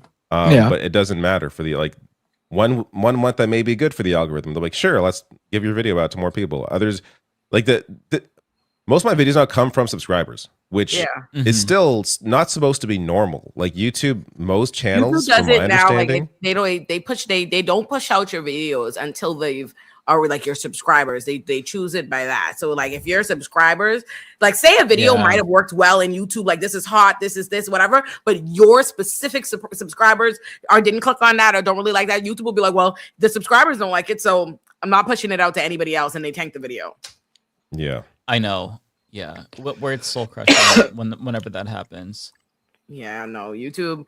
I feel like I bounce around between like which one of my channels they're treating the best. So it's like, okay, like usually that kind of helps. Is like someone's being treated well, but then it's annoying when it's like, oh, so that video that script that I worked well like that, fuck that video, but Olay and Chill's doing number. Okay, I'd be like, all right, you only stupidness you want to talk about, huh? Like sometimes it's like that. Like maybe that's the solution. Multiple channels. Yeah. Gotta figure out some other angles here. Yeah.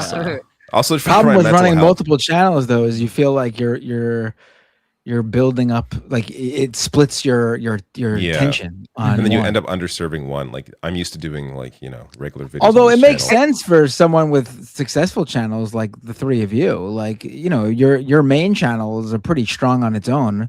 I think building out a second or third or fourth channel would be pretty simple when you got a big main channel. Yeah. I think depending on what kind of content you make in different channels, the obligation is different. Like, so if y'all are doing like the kind of content y'all are doing, it has to be like high output, political content where you're like responding to events and blah, blah, blah. And that creates like a different kind of amount of work.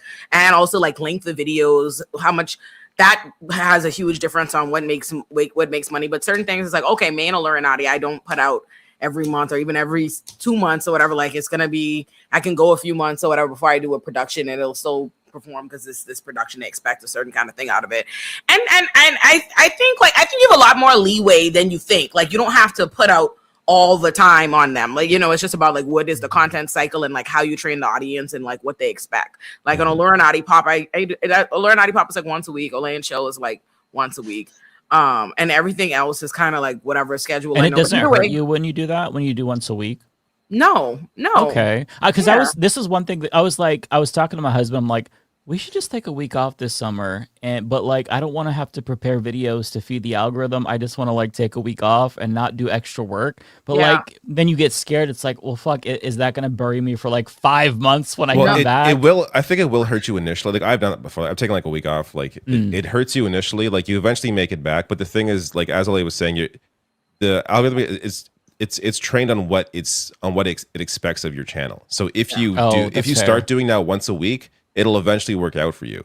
But your viewers are still and the algorithm still used to use you putting out like regular videos, so it's going to hurt you initially, unless they've changed it because they would keep changing I honestly it. think you'll be fine. Like Illuminati used to be like my home for everything, where I had Olay and Friends and all this stuff and yada yada yada. Everything was just on that one channel, and then that stopped and it became just my productions. And when that happens, and it's fine. Like it's just, I think different channels have different like initial velocity. Like for example, an Olay and Chill video will start out way faster than an Illuminati Pop video or an Illuminati video, even though those channels are bigger. They have Illuminati productions have longer tail ends, so it takes them. They're slower to like build in that initial like, that initial first hours or a day, but then after that they move, they continue to compound and they build even longer and faster. So it's just different, and not all back catalogs are like created equal. Like a Bytes Cat back catalog isn't going to be worth as much to me as a Chill or a Pop, because people treat those more as evergreen versus they treat like commentary about things that are happening now. Even if you make it evergreen, they don't receive it as that. So it's just like that. It's a bunch of different things, but that's the whole, like, that's why I like having like the verse, but they're also just like different styles of content, entirely different styles of content. So that makes sense. I just put all my slop up on the same channel too, so you're all getting everything.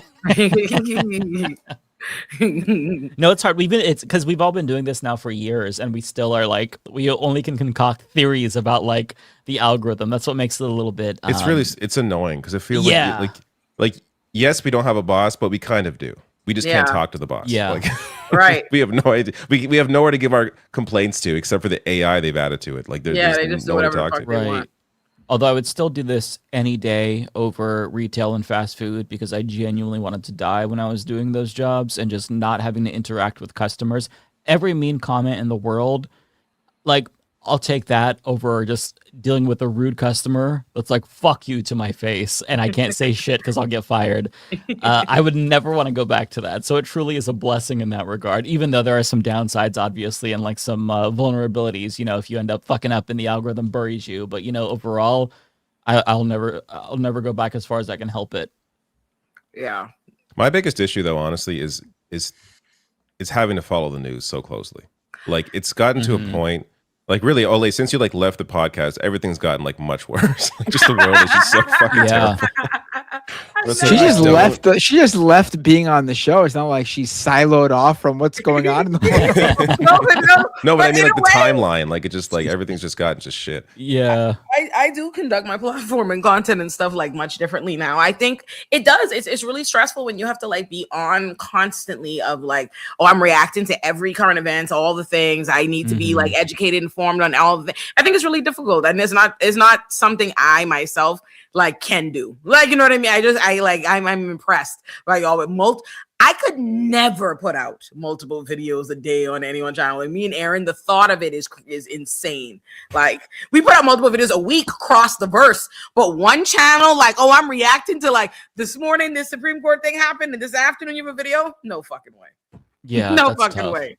Yeah, like, it's one thing when it's like on Twitter and social media and you're just recording like a little, you know what I mean, a thing or whatever on your phone that goes by, but that's an entirely different thing than like recording content for YouTube. And yeah, no. Also, I'm just like, I'm at a place where I think like, I think I've been thought this. I think the most like, for me, I think I'm more advantageous to changing how people think all year round, in the sense that people don't want to click on political content. They tend to be like, I think when we talk about how the right is really persuasive, or has done such a good job at converting people over to like a conservative way of thinking, whether like unwittingly, unknowingly or not, it's because they're consuming so much like right-wing ideology in their entertainment and their media and their podcasts and their regular stuff that is not like packaged as political content. And so I think like, I'm like, oh, my content is still very political in ideology, but it is more accessible. It's coming in these other like forms than when I just do like explicitly political, you know what I mean? Like, oh, I'm telling you about this electoral politics or whatever, for example.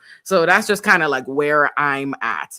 And, you know, also like my own peace of mind. I'm like, I'm 32. I'm tired. I'm turning 33 in July. I don't have the stress to be fighting with people all day, every day. Because so much of what the political kind of landscape is in America, and like online in particular, is a large fight, just a fight all the time. Like, you got to be rowing. It's always, you can't just like go teach what you need to teach and go about your business. It's like, we must now fight to the death who must have the prevailing ideology on this matter. And it's like, I don't want to fight with nobody.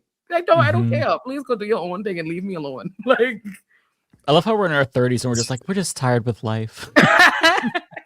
30s, speak for yourself. David just turned 50. Did David turn 40? Lance is in his 40s too. Yeah, I'm 40. Yeah. Lance and their baby face. Look at you, beautifully aging white man. We love to see it. It's Canada. That's what when you're unproblematic and mind your business. And have healthcare. That helps. Yeah, no, that's nice. Yeah, that'll do it.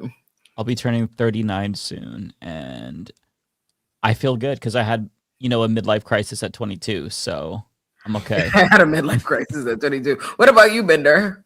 How old are you? I'm gonna be 40.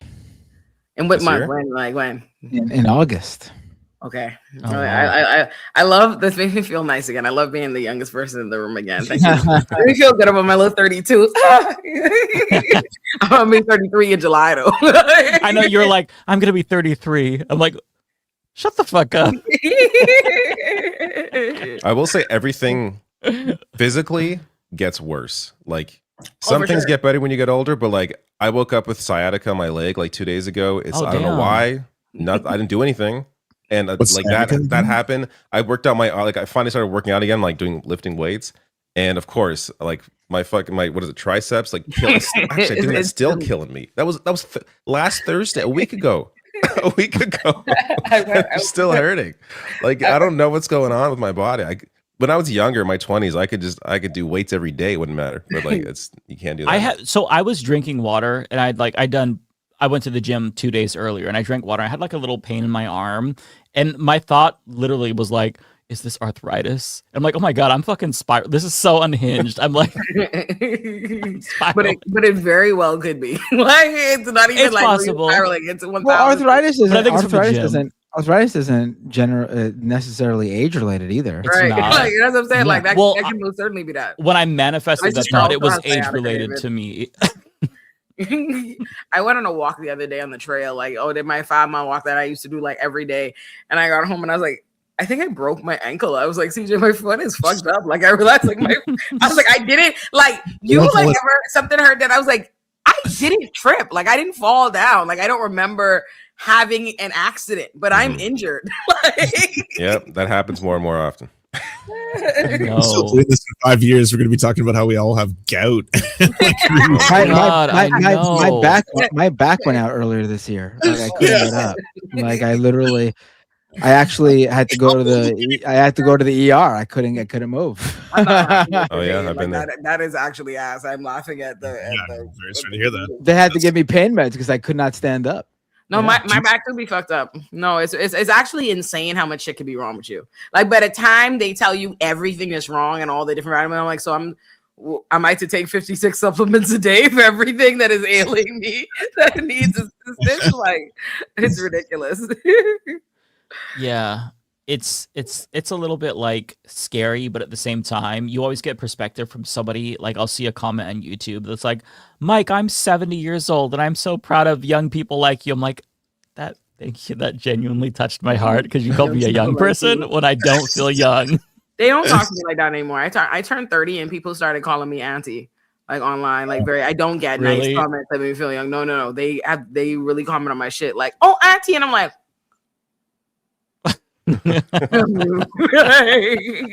so no, nobody says any nice I feel like comments. if I saw, I would automatically like say sister still to you because I feel like I'm in uncle territory.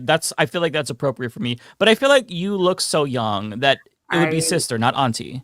I've honestly like lost my voice running on with my rant about like the need to like age up, like how people do women. Like, oh, you turn 30 and they start treating you like, I'm like, but you know what? I'm chilling today, so I'm not even gonna go to the mat about it. But just know, touch that with a 10-foot pole. I hate it. I fucking hate an auntie from a bitch 3 years younger than me. I'm always so sickening. I'd be like, "Ooh, you're getting on my nerves." Like, and because it said like it's so objective. Like, yeah. I know it's respectful, but it also feels like a little bit old. Like if somebody called me sir, and I call people sir, not like for age, but if somebody called me sir, I'd be like, fuck you. Like, what are you saying? I'm old? I don't know. It makes sense for if a teenager or something like that, blah, blah, blah. But there's no reason why people who are in their fucking 20s, because, they know you turned 30. I shit you not, hand to God. Literally, I turned 30 and it was like the next day, people who are a few years younger than me started calling me auntie. It's ridiculous. And it's this thing, and they try to like convince you that it's like, because it's something they do and they're so comfortable with it, and they try to act like it's respectful. They act like you don't have any autonomy or ability to like push back on that. And I genuinely think there is a scholarly intellectual argument to be made about misogyny war and the patriarchy, about calling women, feeling the need to the minute a woman is 30, it's like, oh, there's somebody in the chat that keep being like, oh, it's respectful. I love it. It's respectful. Oh, blah, blah, blah. Like, I don't give a fuck, sir. Like, why you keep telling me I don't care? And you're mad. Taking it as an aggression. Like, sir, I said I ain't like it. Like, I was pissed off so this happened like a couple of years ago. I went to the liquor store, I bought liquor, and they did not fucking card me. They did not card me. And the way that hurt my soul is indescribable because is that the first time you haven't been carded? The only time, yeah. Yeah. At a showing for Obsession the other day, I wanted I went to the early screening of Obsession. They gave you like this cute little, hold on, let me show you, like like the little cat and the thingy majiggy. I don't know if y'all watched the movie, that's but anyway, cool. I haven't seen it. And so like they had like a special at Alamo. They had like, oh, this is the obsession like special like meal. It was like a drink, like an alcoholic drink. And me and my friend like Nigel didn't have our cards. So we were like, oh, we can't get the drink. And then the next time I went, they had something similar for I Love Boosters, and I was like, you know what? I didn't have my card either, but I'm like, let me try and do it. Or I did have my card. I brought my card this time because I didn't have an obsession like my ID. And the minute they were like, I ordered my drink, they just gave me that drink and kept on pushing. I said, that's about right. That makes sense. I'm over here like, oh, they're not gonna give it to me. They gave me my fucking drink. They didn't ask me for shit. Did not look at that. Just went about their business. You didn't feel offended though? Because I felt so offended. I was like, no. It's convenient, right? But like, it's a little offensive. In my mind, I'd be like, I don't know if I really truly in my heart of hearts to know like, oh, what you would like. I'm like, I'm 32, so I bet I look 32. You know what I mean? Like, not that I like know like, oh, what about you makes you look old? I just know like, well, I'm not 22, so I bet I don't look it. You know, like I'm like, oh, that makes sense. I'm not offended. I don't mind anybody. I have no shame, and in fact, the Caribbean lady in me is constantly saying how old I am. Like, I'm going to be somebody, when I turn 35, I'm not going to say I'm 35. I'm going to say as a 40-year-old woman, don't disrespect me. I'm going to age myself up like a true Caribbean woman. I don't mind the age. I mind you calling me auntie. Don't call me no goddamn auntie. I hate that shit. Oh, I hate it. Like, do you ever see on your timeline? So I'll get this on Instagram. There'll be some fake ass post about millennials on average look younger than Gen Z, and all the millennials will comment like, "Oh, I know, we do look younger," and then the Gen Z will be like, "You actually look your age, but that's okay." And it's like, okay, millennials, we have to stop deluding ourselves. We look our age. That's fine. I went to a concert like a year ago. It was like a lot of Gen Z were there. They look old. They look old. They look older than I remember. Maybe it's the haircuts. Maybe it's because they look like they're out of the 80s. Like a lot of like mullets and like just weird. I don't know. Yeah. They dress very differently. Like the style or the choice.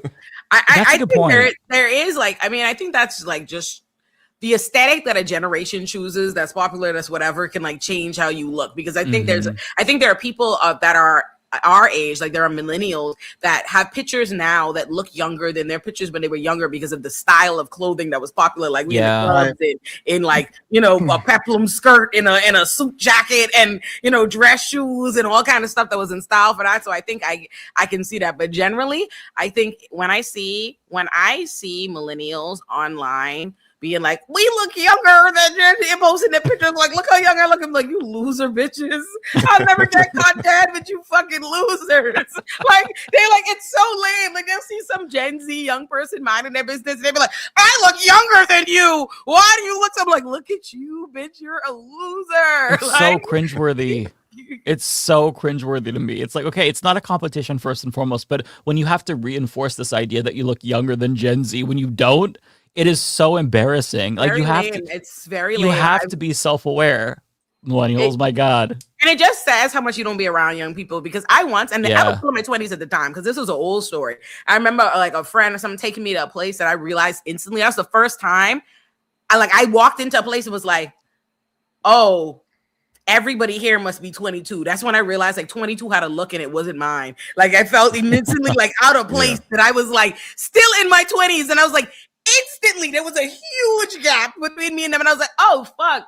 And that's when I realized like, oh, you're much older than that, even if spiritually, like even just you're 22 to 27 or whatever it is. So when I see like people in their 30s trying to be like, I look, I know, let's mentally I feel like Attraction on Netflix. No. Okay, y'all missed that degeneracy. Y'all, did you hear about it? No. Again? Y'all on the Age of Attraction on Netflix? Y'all don't know about it?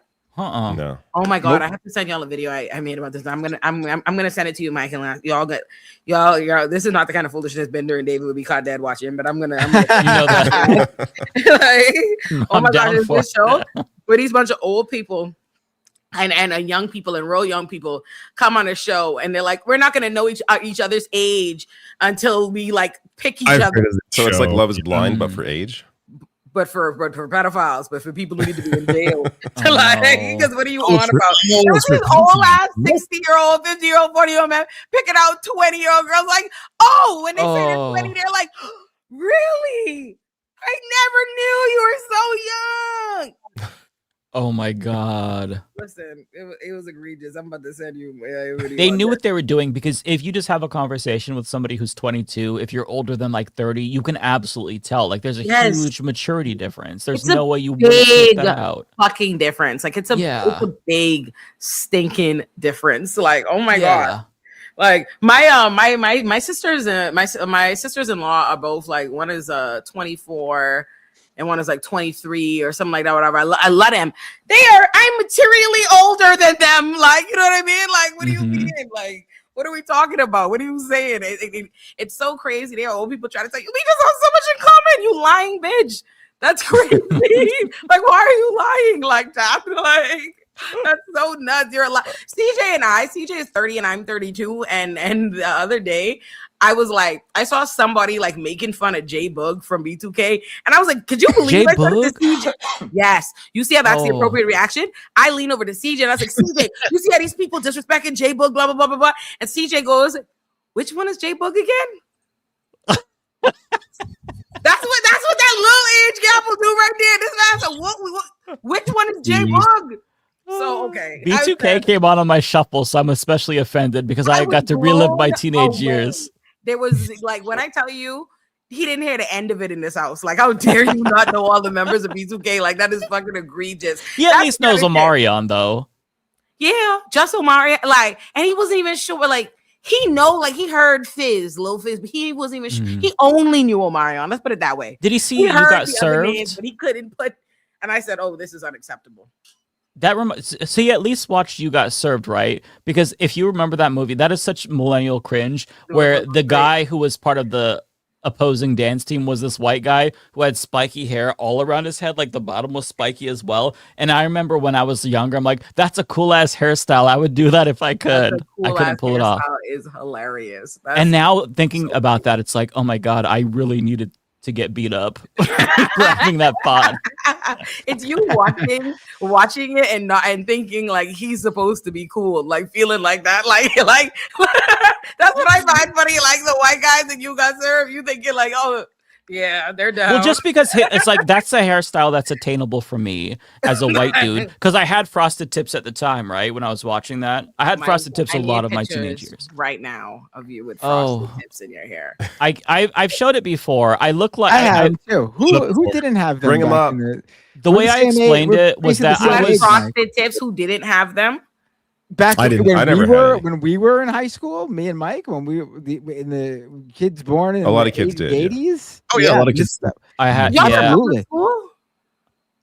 What was that? Did y'all go to public school? I did up till 7th grade, and then I Catholic. You didn't? Went.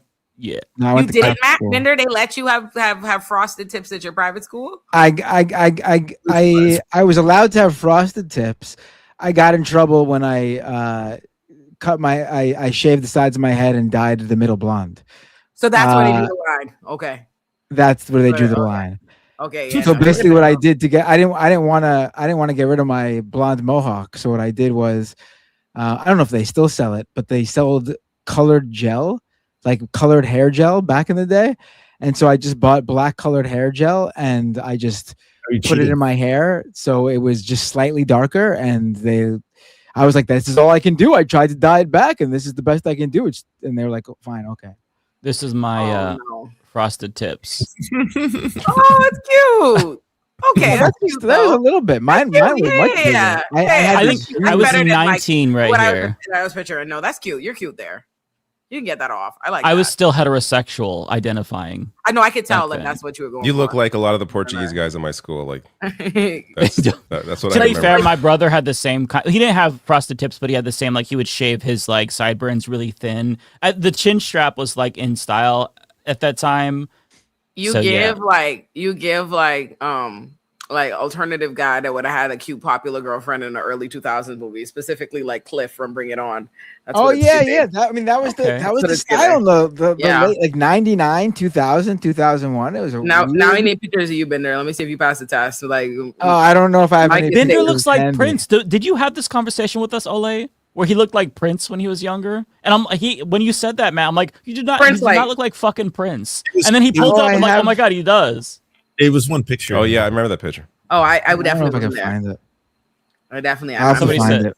Somebody says they could smell the Axe spray. I did wear Axe spray, but I did not use a lot because my mom would like choke me out, like choke my neck if I used more because she was so sensitive. So I just do a little. Psst, and that's it. She was so sensitive. She said, "Oh no!" I remember, like, I sprayed it one time, and she walked into my room. She's like, "It smells like a whorehouse in here." Like she straight up fucking said that. And like a whorehouse smell like Axe body so spray. mad at me. That's the way she. I don't know why she chose that particular word, but she said that. I remember it. I'm like, okay, I get it. I won't spray that. No, that's actually hilarious. No, that's funny as shit. What do my hair look like? As similar. I think I look like me, but my makeup wasn't as good. Like in high school, like that's really, and before, not just in high school, just like previously. Period. Like that's what it is. But children today makeup look good. Like they don't even have an ugly stage. Like my niece is beautiful right out there all the time. Like she's a teenager. She looks pretty at her prom, pretty as I was like, you don't even have no like growing pains. Like you're not learning like about adversity. Like you need to rise above these ugly moments. Like she always looks nice. I said, look at that. There's like, a how you gonna accomplish me, anything? There's a picture of me when I was like 13 years old. And I literally, like, nobody's going to believe me. I can't find the picture. I looked like Ellen DeGeneres. Like, my hair was blonde. It was short and combed to the side. I literally just looked like Ellen. Like, I looked like a 40-year-old woman. Like, she was 40 at the time. And I remember seeing, I'm like, what in the fuck possessed my mom to allow me to leave the house looking like that?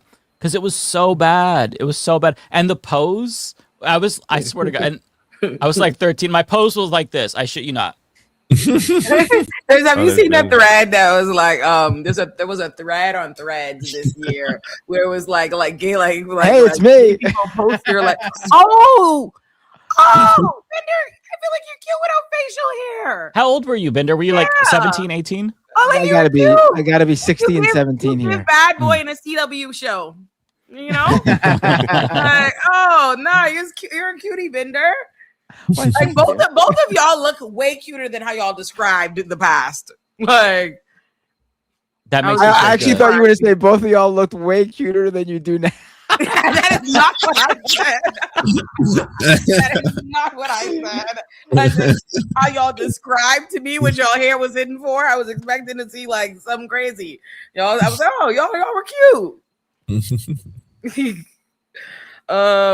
So how's the show? How y'all do the show now? How long do y'all be on? We still cut off around here to do super chats, and then Matt and I, we haven't been going as long, right, Matt? I feel like we've clamped down. Yeah, we've been reeling it in lately. I feel like that's gonna change soon. I feel like we're just in a weird time right now where people are just like getting really tired of everything because of how 100%. tiring the Trump era is again.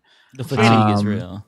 I feel like, you know, maybe maybe for the midterms people will get back into it, and then maybe for the next presidential election people get back into it, and hopefully they lose, and then I think people will be more hungry to talk about politics because it won't be so in your face 24/7 thanks to Trump. It's so exhausting. Yeah, it really is. Oh yeah, for sure. Yeah. Well, you're always welcome to stay for all the super chats if you want. If you don't want to, though, you should plug all the extended universe that everyone's heard so much about. You can find it. Okay. You can if you want to subscribe to me, you can subscribe to any or all channels in the Olurinati-verse. My main channel is Olurinati, where I do my Olurinati productions, my giant video essays. Then I have Olurinati Pop, where I do my like video essays on TV and movies that I am watching or have watched. And then I have Olay and Chill, where we talk shit, what's going on TikTok and the internet. It is chaos and jokes and foolishness on Olay and Chill. Olay and Friends is my podcast where I bring through what is it now? Four of my favorite Black friends and then commentators to come on that. And then there is Illuminati Politics extras, and now Olay and Kenny. Me and Kenny JD have our own podcast, Olay and Kenny, that you can watch at Olay and Kenny. Oh, nice. I haven't. Wait, hold on. I thought haven't we been on Olay and Friends? We were on Olay and Chill. Oh, okay. About to say, last time I looked in the mirror, I was. Whoa, wait, Black. No, you've been on Olay and Chill. Yeah, no, that's got it. See, that's one of the issues with having too many channels. I had no idea which one I was. No, that's because you're not checking for the Illuminati verse. Anybody who watches it knows where you were. You might knew. Mike knew. I'm subscribed to the entire verse, and now the Kenny verse as well, the Olay and Kenny. I'm excited. Yeah, I like long form content because I'll like build Legos and listen to something, and I prefer the non-political shit nowadays. Like if it's like tangentially related to politics, that's preferable. But it's hard for me to digest politics because my brain is honestly like it is tapioca pudding. It's just that's how a lot of people do. Yeah, it's dead. It has to be packaged and you got to shoehorn it into something fun and pleasant. Yes, it could be more comfortable. Like, oh, like your shoulders are relaxed. You thought you were talking about Desperate Housewives, but let's talk about the Republicans. If you bring in like the political implications of something, it's like I can digest that. Like I'm a huge fan of like One Piece, and so like there's political videos about One Piece and some of the arcs, like anti-colonial, anti-racist arcs and shit like that. And that is my bread and butter because it's talking about real world issues in a fictional world, and I can like it's at arm's length. It's not like what I'm seeing right now in America, so it's tolerable. Yeah, I have a video called Desperate Housewives was Conservative Propaganda on Illuminati Pop. That has, let me see, how many views does it have? It has 424,000 views. Damn. It's what is it? How long is it? Like an hour and a half, like going through all the like Desperate Housewives, why it is. And it's like, oh, this is Pop, like this is a TV show, but to explain why it's conservative propaganda, I'm obviously having a political discussion with you why it's conservative propaganda, but it's fun. You feel like because you watch Desperate Housewives, so. I like your analysis videos, even if I haven't watched the show, like the one that you did about, God, I can't remember the name, but it was about how media literacy was ruined, and you talked about like the Big Bang Theory. Destroyed media literacy. Yeah, and like you went through the Big Bang Theory, and I think it was like Barney, a character, Neil Patrick Harris, like how he's a terrible person, but a lovable character. Yeah. I really enjoyed that because I never saw the show, but it was still like an interesting take. You haven't watched How I Met Your Mother? No, I've never seen best work. Come on. No. I love How I Met Your Mother. Y'all haven't watched How I Met Your Mother? I did. I haven't. I did until I watched most of it while when I was working at the college that I was going to. I would watch it like during breaks, like me and my coworkers, and then at some point the show got it just kept going and it wouldn't stop. I know. I hate that. I think it was like around like season 5 or 6. It's like, okay, this is enough. Lance, you didn't watch it either? I haven't seen it. Can you watch episodes? But like, it's hard in this day and age to get into laugh track comedies too. Yeah, I agree. Because it's funny though. They really are. Depends. Like, How I Met Your Mother is so. I really love How I Met Your Mother. Like, I really like. It's not just because those videos perform well. I really love How I Met Your Mother. It's so good. I really think like it's legitimately. I watched it so many times, and it really is funny. I love it. Oh, I believe a lot of friends love it too. Yeah, but I feel like it's like if I recommended like Third Rock from the Sun to someone because I liked watching it when I was younger, and then like if they're like I can't watch it because of the sound, like the laugh track, I get it. Yeah, I feel like no. Oh, I remember that. I used to watch that. Third Rock from the Sun. Let me look this up. That's with John. What's his last name? It's like an old sitcom, right? With the Trinity Killer. John Lithgow. Yeah. Joseph Gordon-Levitt. He's in How I Met Your Mother. He plays Barney's. Well, you know Is he? Come on, How I Met Your Mother. People in the chat, please. Somebody, comment section, tell them watch How I Met Your Mother. There hasn't been a good like classic multi-camera sitcom in a long time, like a live in studio. It's just like a dead sort of medium. I'm trying to think.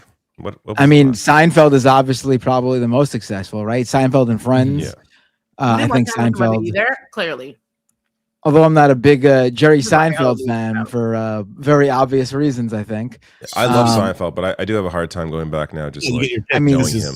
Pedophile. It does make it a lot.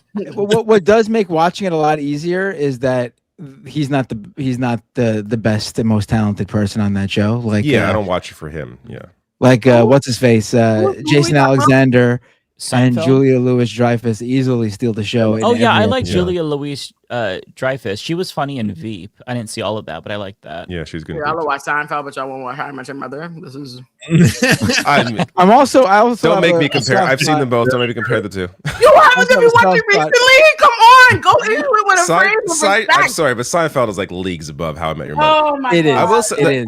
Okay, How I Met Your Mother. If that show ended at like season 5, it could have been like a fantastic, like great rewatch. Like, but it went on for like what 8-9 seasons. Like it just kept going, and there were so many weird traps. Like I actually like how it ended. Like I'm not gonna, if you haven't watched, I'm not gonna spoil it. Like I do like the very end, but some shows I think like end like really badly. Like, but the way they got there though, it just. I think, but they at least like. It wasn't like Dexter gets like bad towards like the final Dexter season gets of bad Dexter. too. How I Met Your Mother does it still has a lot of good stuff. It's like, oh, the ending makes you like have a problem with certain things that happened over those final seasons, but it's not that they weren't good or weren't whatever. They have some fall offs. Like they definitely, it goes on. It doesn't. It has some mistakes. I do appreciate David watching out for people who didn't want to spoil the show for people who haven't seen a show that aired its last episode in March of 2014.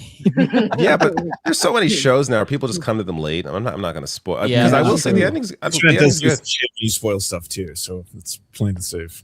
Yeah. I mean, one underrated sitcom in my opinion, and I might be slightly biased because of the locale of the sitcom, but King of Queens I have a soft spot for.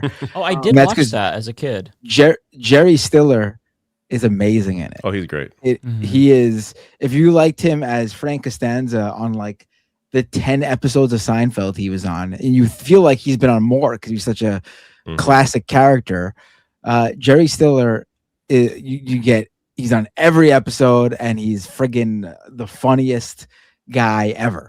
He really, and it's a similar sort of character too, isn't it? That he plays it's in a that similar show. character, but it's a little bit different. It's a bit There's different, more of a. I don't like more how of y'all a- throw he's these a other real- shows and you all like co-sign that pick, but everybody's like just like fuck How I Met Your Mother. That's really great.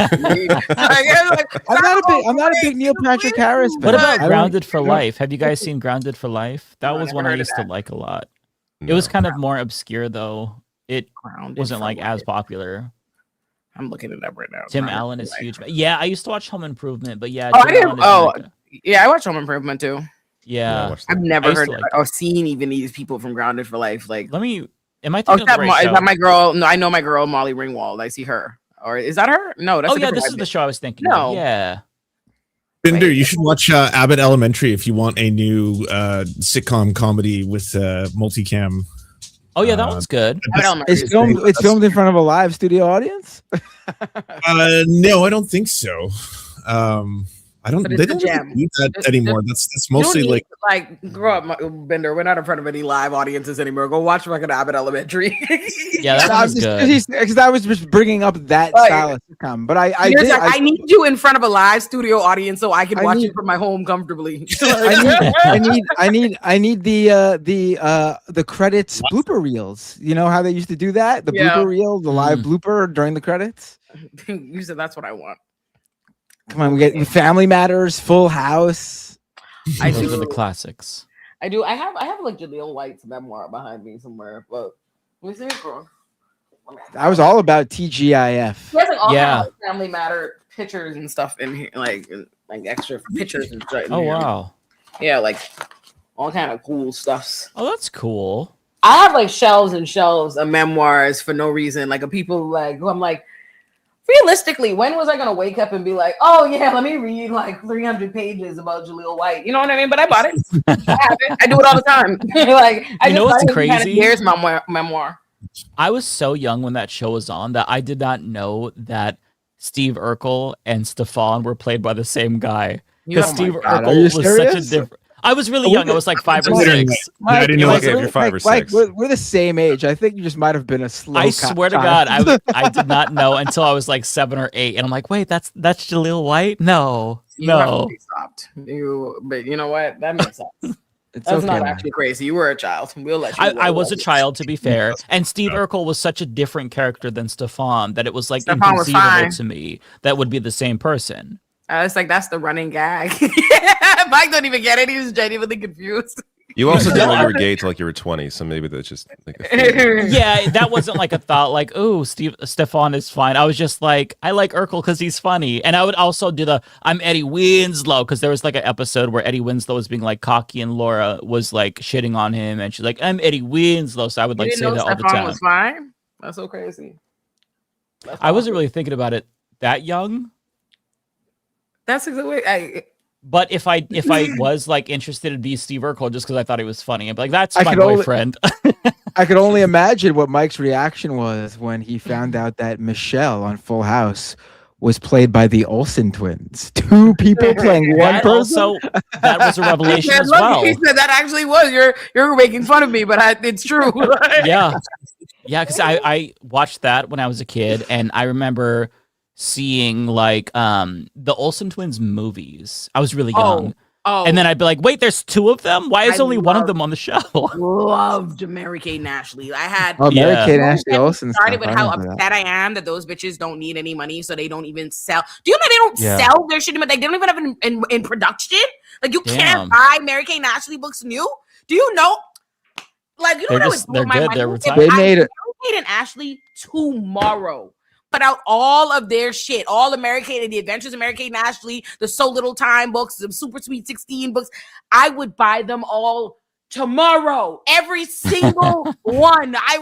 I used to live for collecting them, and like it would just be like, oh, like when the fair would come or whatever to my school for book fairs, and I'd beg my mommy, and you get as many as like I you remember can, those. and you'd never know. It's not like the end of the days of how things are now. You could look up like what all of these books exist. It's like you don't know. You're a little kid, and it's like, oh, new one, The Adventures of this, The Adventures of that. Y'all just don't know. I would have them all. They made a lot of money because they were doing their thing during like the perfect time period for children's VHS sales and stuff like that. Like just think about how much kids watch like Miss Rachel and all those like YouTube channels. Now go back to like the late 90s when you had the same demographic, the same probably close population too of that demographic, but there wasn't free YouTube to watch. All those kids were buying the Mary-Kate and Ashley Olsen VHS tapes. Right.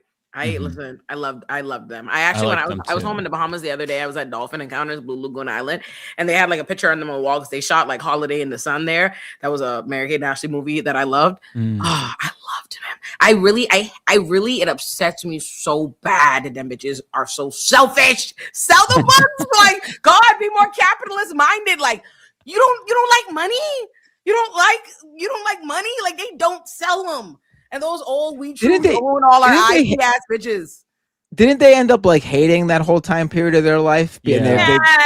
They tried to. So now they deprive us all. You hated it, and you deprived me of the best parts of my life. Like, I mean, now that I have listen, money, if, I can buy the book. I don't care what it was. If something made me rich and famous, and I owed my entire life and career to that thing, whatever it is, I would fucking embrace it nonstop. Like if I was rich and famous because I was some fucking like literally face painted clown, you better believe I'd be on this show every Thursday night with my face painted, milking that shit for every dollar. Yeah, but they are super rich now. They're just doing like they're into they do fashion.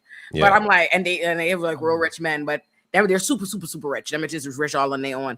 But if you did, they would treat you like how they treat like the Neds, the classified school survival guide kids, or Tom Felton played Draco and Harry Potter. They're always making fun of him, like, oh, because he's so like obsessed with the character. Or how they do old girl who played Nikki Blonsky in Hairspray. They do her bad too. Ooh, they be lighting her up. Like there are lots of those celebrities that are like, this means so much to me. This is the big part, and they're like, loser. Move on. No one fucking cares. Like that's how they treat them when they do care. There's got to be a reason why so many child celebrities are like really mentally distraught and they have PTSD and they're so fucked up because a lot of them, like from that era, like the Nickelodeon era, the TGIF era, like you don't see them a lot. You just really started to see Macaulay Culkin again. He was in the last season of Fallout, where he took like a long hiatus. Fallout. Let me look that up. Yeah, he was. I won't lie. I don't think he did very good in Fallout. I think that it's oh nice my God, to see Kyle that he's doing MacLachlan's in here. I love him. Fallout's pretty good. You might like that one. Let me see what the Fallout. It's because It's actually that's go back. I don't like anything apocalyptic. It's based on a video game. Oh, even worse. I hate video games. You hate video games. Yeah. I'm pretty. I was indifferent, and my CJ loves video games, and so I pretty kind of hate them. I just gotta find the right one for you. That's all. Oh no, CJ bought me like a Switch 2 and got me like games. If I like, I'm just not really a game playing bitch. I think it's one of those things you had to get into as a kid. Like he got me the games that like I played that. Like I played 2 games like with him that afternoon. That was a year ago. I have not touched that Switch. Like, have you played Pacopia? No. Try Balatro. I don't know that. I have. Yeah, Balatro's a good one too. I'm like, I'll go play with my dogs. Yeah, my partner's obsessed with Balatro. Try that. I will try it if you watch How I Met Your Mother for me. Okay. Also, did you watch? Because I know you liked, because you had told us to watch. I still haven't watched it yet, but it makes me think of, you had told us to watch when Boots Riley had that TV show, something Virgo, you wanted us to watch, and right, yeah, I don't know if I still haven't seen that. We're not shit. That Lance begged me and Mike to watch that show. Yeah, I forgot about that. That makes me think. Did you watch Boosters? I haven't seen it yet, but I want to see it. I'm gonna First of all, you don't do better, white man. Like, okay, you don't see Boots Riley all around the place begging people to see this movie, and he wrote, "It is a white leftist wet dream," and y'all ain't right. The nerve of you! I'll see it if I have time. I'm just super busy on the weekends. You have to go see it this week, Lance. They're gonna pull it out of the theaters. They pull it out. They? Not to say I loved it, but I know you would. I know you would. I love I love the Sorry to Bother You movie from him. I thought it was amazing. Yeah. So I know I'll like this one too. Yeah, I think you'll like it, Lance. Like the things that like go off the rails for me. I'm like, oh, this is white leftist shit. Lance gonna let us. Like, ooh. Did you like it? Oh, that's okay. Oh, interesting. I have nuanced thoughts. I'm writing a video for it about I'm writing a video about it for Illuminati Pop that I may or may not put out because that shit'll flop. Like, I know it'll flop, but like we'll see. I think it should be made. I think it's important that like this kind of weird art exists and like surrealist. I'm not a surrealist girl, so it's not that I think that it's bad or anything. I'm inherently not a person who loves this like kind of thing. But that's not that's not a critique of the art itself. You see what I'm saying? Like it's just like. The more avant-garde and weird something is, the more surrealist it's going to be, the more like polarizing it's going to be, the more niche it's going to be, the more it is like it either is for you or isn't. And so it's not for me, but I could see who it is for. You know what I mean? Little joy. And there's still aspects of it I like. It might not be for me because I feel like I'm of the same vibe where the more abstract and kooky it gets, it does kind of turn me off because if I have to really overanalyze art and I can't just turn off my brain, then sometimes it doesn't vibe with me. I guess it depends, right? I have to see it. I think you will appreciate what it like. I think there's a lot to be appreciated about it. Like even if you have a certain, it's an anti-capitalist movie. You know what I mean? It's that, and it is funny. Like the first act or whatever. Really, like there are aspects of it. Like I said, kind of absurd humor. It's beautiful cinematography. They do a lot of cool like they got a. Like they did claymation for certain things as opposed to CGI. They did a lot of cool stuff that I think will still be appreciated, regardless. But Lance gonna let that. I was like, oh, ooh, a strike. Ooh, Lance gonna let that shit.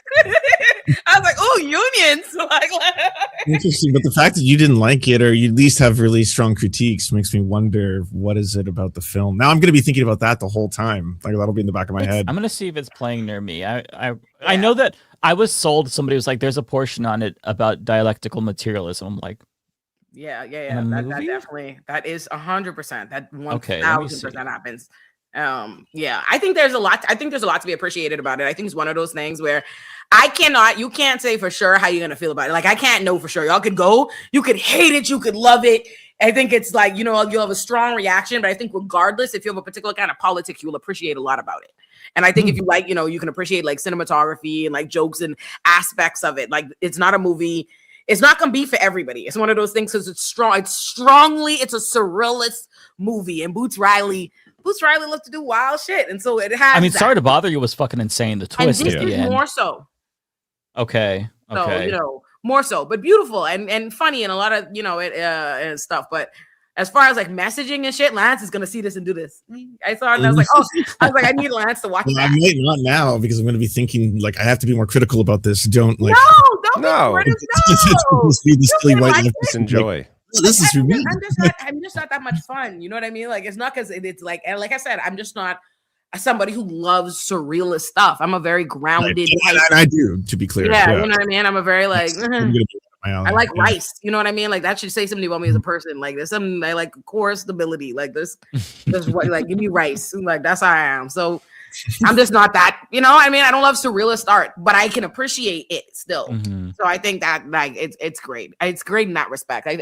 Either way, I want it to be made. I think it should succeed. And Boots Riley has been all over the place trying to get people to see it because I don't know if y'all know, I don't know how often y'all go to the movies, but I shit you not, if a movie does not perform out the gate, they yuck it out of theaters like immediately. Like it is not, I'm telling you, you'll be lucky they give a movie a 2-week run if it's not like immediately a smash hit. They yuck it the fuck out. Already like this came out around the same time as Is God Is. They already took Is God Is. I bought it on Prime Video today. They already took it out, and now they've already like lowered, like limited the showings that are even available and left for I Love Boosters. So we want them to make little like fun, surrealist, little leftist, anti-capitalist manifestos. We should go see them. Yeah. So that's my plug for I Love Boosters. I haven't been to the movies since Project Hail Mary, and I can't remember when before that. It was probably summer when I saw something. I think I saw Superman. I go to the movies every week. Do you really? Yeah, that's cool. A lot of movies. I've been like trying to make a concerted effort. Like I want to support filmmaking and let me see all the stuff. So I've seen a lot of stuff that came out this year. And my favorite, I thought Is God Is was phenomenal. I loved it. I'm very upset. I've never even heard of that. I know. It's so it's not just me being a boomer. Oh, okay. So it's kind of obscure. No, it's just people. I'm telling you, it feels like only like everyone's talking about like Backrooms and Obsession, which I seen both. I seen both like the first screenings. I loved Obsession. I hated Backrooms, but but YouTuber, love to see his success. Love these things. Everything's not for you doesn't mean it's bad. No, I'm not shitting on it. I just hated it, but I liked Obsession. But I wish that in the conversation that people are having about like, these original like stories and blah blah blah, it's like everyone's talking about Obsession and Backrooms the whole time. I Love Boosters and Is God Is out at the same time, and I even heard of it, and it's just because the average people aren't going. And I get it. Like think about the economic times, all the different reasons. The movie theater never truly bounced back from the pandemic. All of this and the next thing, but folk haven't heard about it. But it's so good. Like Is God Is has like 90 something critical reception. It's just like everybody who's seen it knows it was a banger. They just didn't see it. They didn't hear about it. The most folk, but it's on Prime Video now. It might be left in like maybe one theater like around you, but probably not. But I bought it on Prime Video today. I love that, and I Love Boosters. I would go see that this week if you have it. If you want to see it in theaters and support it, but yeah. Those are I'm putting it in my document of movies to watch. Yay! And then when you watch it, call me. If you hate it too, call me. Okay, I will. Yeah. I still haven't seen One Battle After Another. I'm so far behind. I don't watch a lot of movies. I started watching it and I couldn't. I got 30 minutes in. I'm like, I'm good. Oh shit! I wasn't. That wasn't speaking to me. No, I'm just. It's kind of weird and like I don't know. I wasn't into it at all. Like I did. You'll be proud. I did finally watch Heated Rivalry, but I got a half an hour into it and I turned it off. I got bored. I was gonna say good episodes.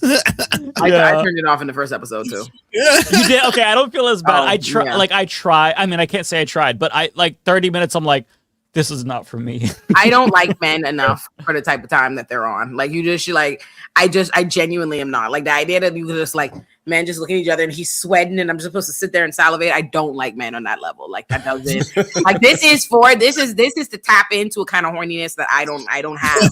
I don't have it. Like me and CJ looking at each other like, what am I supposed to be doing? Like it's actually I don't get me started. And I was like, you know what? Before I come and yuck people's yums, I'm gonna turn it off right now and let motherfuckers enjoy themselves. I was annoyed by the characters where it's like, will they or won't they? It's like, oh, please, just fucking either fuck each other or don't. I don't give a shit. Like, what's the I think we assume I'm such a crotchety old man where I'm like, okay, I don't care about either of them. They could die and it wouldn't affect me at all. Like if their heads got chopped off in the scene right now, I would feel nothing. Good? You know what's gay, steamy romance that deserves all the love? And not just now in its third season, it centers fucking Lestat, but Interview with the Vampire deserves what Heated Rivalry got, okay? Interview with the Vampire. I've never even seen that. How dare you? Or heard of it. I've heard of Interview with the Vampire, but I'm thinking of like an old movie. No, fuck that trash. It is an old movie. I hate the original movie with Tom Cruise and what Brad Pitt. That's the one I'm thinking of. Okay, yes. So there's a TV show. Okay, I'm so out of the loop. This is crazy. 99% on Rotten Tomatoes. 99%. Fucking good. That's crazy. Go watch. I can't stomp enough. Go watch. Is it just a love story though? Because if it's just my ADHD will not allow me to just watch that. There has to be action. No, it's so much more than that. It's so good. It's so good. And I want to let the record reflect. It just so happens to be that the Interview with the Vampire, like audience, very much so. There's overlap between there's a study to be done between them and the Heated Rivalry audience. But there are a lot of white women that they like Lestat. They are sexually into Lestat, and they have a real don't get me started on the toxic fan baseness of how they be carrying on about that white man. But this is me and my back to Lestat. Don't worry about that and them and Lestat. But Louis, that's my motherfucking guy. But Louis, Claudia, Armand, Daniel, Lestat, the whole thing. The show is so fucking good. Now all of a sudden, I hate to. It's been great. Like it already had 2 seasons, and now the 3rd season it just came out. With centers Lestat's character, so now all of a sudden it's getting all this press and attention and love that it wasn't getting before, despite the fact that it's been phenomenal since day one. And I am mad. Yep, I'm pissed off about it. Yep. So y'all need to watch it. It's so good. It's so good. Like you want to see. I'll try. I can't believe you didn't watch that. Like I can't. Like Mike, come on, it's gay greatness. This is my thing. I always, if there's a gay show, it's like, okay, I need to support this. I want queer art to get made.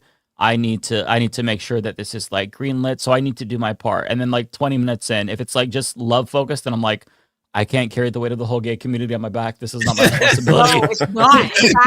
It's not. And when you watch it, I will send you. I have like a welcome to the fascist takeover. When you start watching, my attention span is so short. Yeah. It's like anything musical, anything love related. It's so difficult for me to watch. I don't know. So much more than that, Mike. I promise you, because I am very much so anti. Like I'm just go watch the first episode. I'm sending you right now my playlist. I'll add that to my list as well. Okay, I did reactions for the first season. I did like a reaction for every episode. Then after for like season 2, I just did like one big video. But I'll send you like that playlist. So after you watch the first episode, you have my reaction, so you know what I think. If I'm asleep when you text me, this is what I think already in video form. Because you got to see this. This is my last thing I'm sending y'all. Then I promise I'm leaving, and y'all can. It's so hard for me to get into a lot of shows. I don't know what it is. Like maybe my mind is just too busy. But like it really needs to grab me, and it could be good, and I'll know it's good, but it still is really difficult to grab me. I don't know what it is. I'm just like, I don't know that I'm picky. I think it's just hard for me to concentrate on a lot of stuff. I'm not sure. It's the same with books too. With the Vampire. I have faith in okay. I'll trust you. The same with books. Like a book what is a book I'm reading that's fun? I think the most recent book I was reading was Lindy West. Have you heard about that? Like all the drama and controversy around Lindy West. Like autobiography. No. Whoa. I can't tell if you're a serious bender. No, I haven't heard that name in forever. I just remember her. Wasn't she like a Jezebel writer? So first book. I have it right home. Where the fuck is it? My nice, I could do that. Oh, wait, and then wasn't there a TV show based on her book? Shrill. Yeah, Shrill, which I love. So she put out a new book, like a second book recently, an autobiography called what is it called? Adult Braces. I have it somewhere here. But it's called Adult Braces. And in it, like it was like a huge thing because I guess like in her first like book she painted, this is a synopsis of like the drama. She must have painted like her marriage out to be like, oh great or whatever. And then you find out in this book that like he be cheating, he do what he want, he forced him into like this polyamorous relationship, like she's real insecure, blah blah blah. But then she's like in the book also trying to like convince herself, like, in a way, I guess the audience feel like, oh, you're supposed to be like this real big feminist or whatever, but you're here like trying to convince us that like you're happy in this and you love the girlfriend and all this and the next thing. And then it's also like she's doing a lot of like, and I like them, but I don't feel a lot of the criticisms that people have towards her in it, but they felt very like, you said to us that you felt like this was this prison, like as a body positive, like act like somebody who had a body positive like platform, and like being a fat woman is a part of like your politic and your background. She felt like she was like forced to have to represent this constant security and constant body positivity, or people will like take it to mean something, you know, negative about them, or she doesn't get to like live her choices, or she feels forced to have to pretend like her marriage is great because people already assume that like, oh, a fat woman can't be loved, and all these different things that she's talking about, like these kinds of like prisons, both of her own and the audience is kind of making. But even in that, she's still kind of recreating that prison they feel like by like ending the book, despite the fact that you've shown us like, oh, this like picture that you've put up for us to see about the work, like your marriage and your life is this one thing, and you've shown us that it really isn't. You still like how to end the book on the note of like, but like we're all great, it's all good, and I'm happy, and I'm like you're doing the same thing you just said happened in the first book and made people feel, you know. So it was like a huge controversy too, because then everybody, as everyone's reading this book, people are online talking about what a piece of shit her husband is, and then her husband is like sending emails to like the People's Podcast, like, no, don't talk about me like that, and like, because like the husband and his like, you know, they're like, oh, they're polyamorous, is like, so, but she's like, again, she's polyamorous by force, so like, you know, whatever. Like the girlfriend, the husband's girlfriend, and her and him are like having their own thoughts online. People are comparing like the posts he made about the girlfriend, like he'd be super loving about the girlfriend, but like kind of bland about her, and blah blah blah. So it was a bunch of stuff with her like fighting messy. for her life. Oh, it was good. Oh my god, where's the book? Like I have it somewhere. What's the author's name again? Lindy West. Lindy West. Okay. Yeah, I'm like, where is it? Because I don't know that I would read the book, but I would watch a YouTube video about it. Have you made an essay about this, Ole? There's a video essay. I think her name is by Siobhan. This is it. I found it. This is the book. Okay. So yeah, this I actually do. There is a video about it. I'm about to tell you right now before I go. Okay. Yeah. Because it the book is good. I think it's like an easy read. Like that was the thing. I was enjoying the book. Like it's a good book. It's just like, it's like, oh damn, like y'all are real upset about this lady's memoir. Like I'd be like at the end of the day, like, is it not deeply personal, this bitch's memoir? Why are we upset? Like, yeah, is she not allowed? Whether you think like she's goofy, whatever you think of your personal opinion, I'm like, why does it really matter? Like, it's like I don't really understand so much. I'm like, it's her memoir. Right. Like, if she's okay with the situation, you don't have to be angry for her if she feels fine. Like, well, why are you so angry? Like, the things, they were so like hostile. It was like people were litigating like her entire career, because then they were talking about like, they were like, oh, her writing hasn't evolved since like that 2010 Tumblrs of when she first got popular in her first book. And I was like, oh my God. I'm like, Jesus. All this? Like, I do all this because you don't like this lady book? And it's a nice book. I was like, it's a lot of energy for a fucking book. It goes back to our conversation about like why are you so OD? Like, damn, like nobody made you. It was too, because it was so aggressive. When no one made y'all read this, like y'all went out to read, to really go buy a physical copy of a book and read it just to be hot, pissed the fuck off that you don't like some lady and her husband. I'm like, y'all might want to chill out. I don't really understand. I think, and this is her first book, the one the show was based on, which is about to come on Netflix. I love Shrill, because there's this one scene in Shrill before I go that lives in my mind rent free, where Annie, I think that's her name, the character that's based on Lindy, that's the protagonist of Shrill the show. She's a journalist for a magazine, and there's always somebody like heckling, like trolling her in the comments and mistreating her. So one day she finally gets like fed up, and she asks the tech guy at the job to like find the guy's address, like hunt him down. And she hunts this guy down, and she drives to his house and like punches him, like cusses him out on the step. And I can't express y'all how much I love that. I'm like, isn't that the dream? Like, isn't that the dream? Like, you ever read a comment from somebody and be like, I wish I could beat you the fuck up. Like, the idea of getting in the car and really going and like ragtagging them. I saw that and I was like, this is such an iconic piece of television I wish everyone had seen. I love it. That would actually be entertaining. Yeah. Yes. Because it's relatable for us in our position. That's why I love it so much. So that has been my plug: Adult Braces by Lindy West and Interview with the Vampire. All right. Good night. Bye, everybody. You take care. I'm getting off too. All right, take care, David. It was nice seeing you. Great seeing you all. You take care. Later. Bye. I only have two. Do you want me to just quickly read them because I also have to take off? Sure. Yeah. Big thank you to Looney Tunes 9000 for the $5. What a treat to have the OG Leftist Mafia crew together. I agree. That was a beautiful, amazing episode. Binder at least didn't drink too much beer. True. Way to, Binder. Yeah. And also thank you to Kowalski for the $10. Well, I can't believe Matt decided to hide my comments under his videos just because I was disagreeing with him. So much hate. This country, or sorry, shake my head. This country is becoming just like the UK. And finally, thank you to Tigwick for gifting a sub to Wilco. And also thank you to Justin Freakin for the raid while we were streaming. Everyone go check out twitch.tv/Justin Freakin. I'll send all of you to Matt Binder and Mike's channels. Love you guys. You take care, sir. Have a good evening. Bye. All right. Did you want to go first, Matt? You could go first. Okay.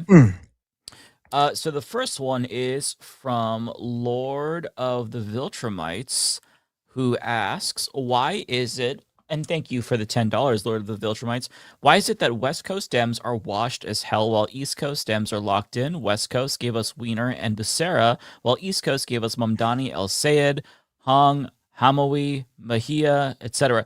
Yeah, that's a question I'm asking myself as of late. But one thing to consider, Lord of the Viltrumites, is that the East Coast didn't really have their shit together that long ago either.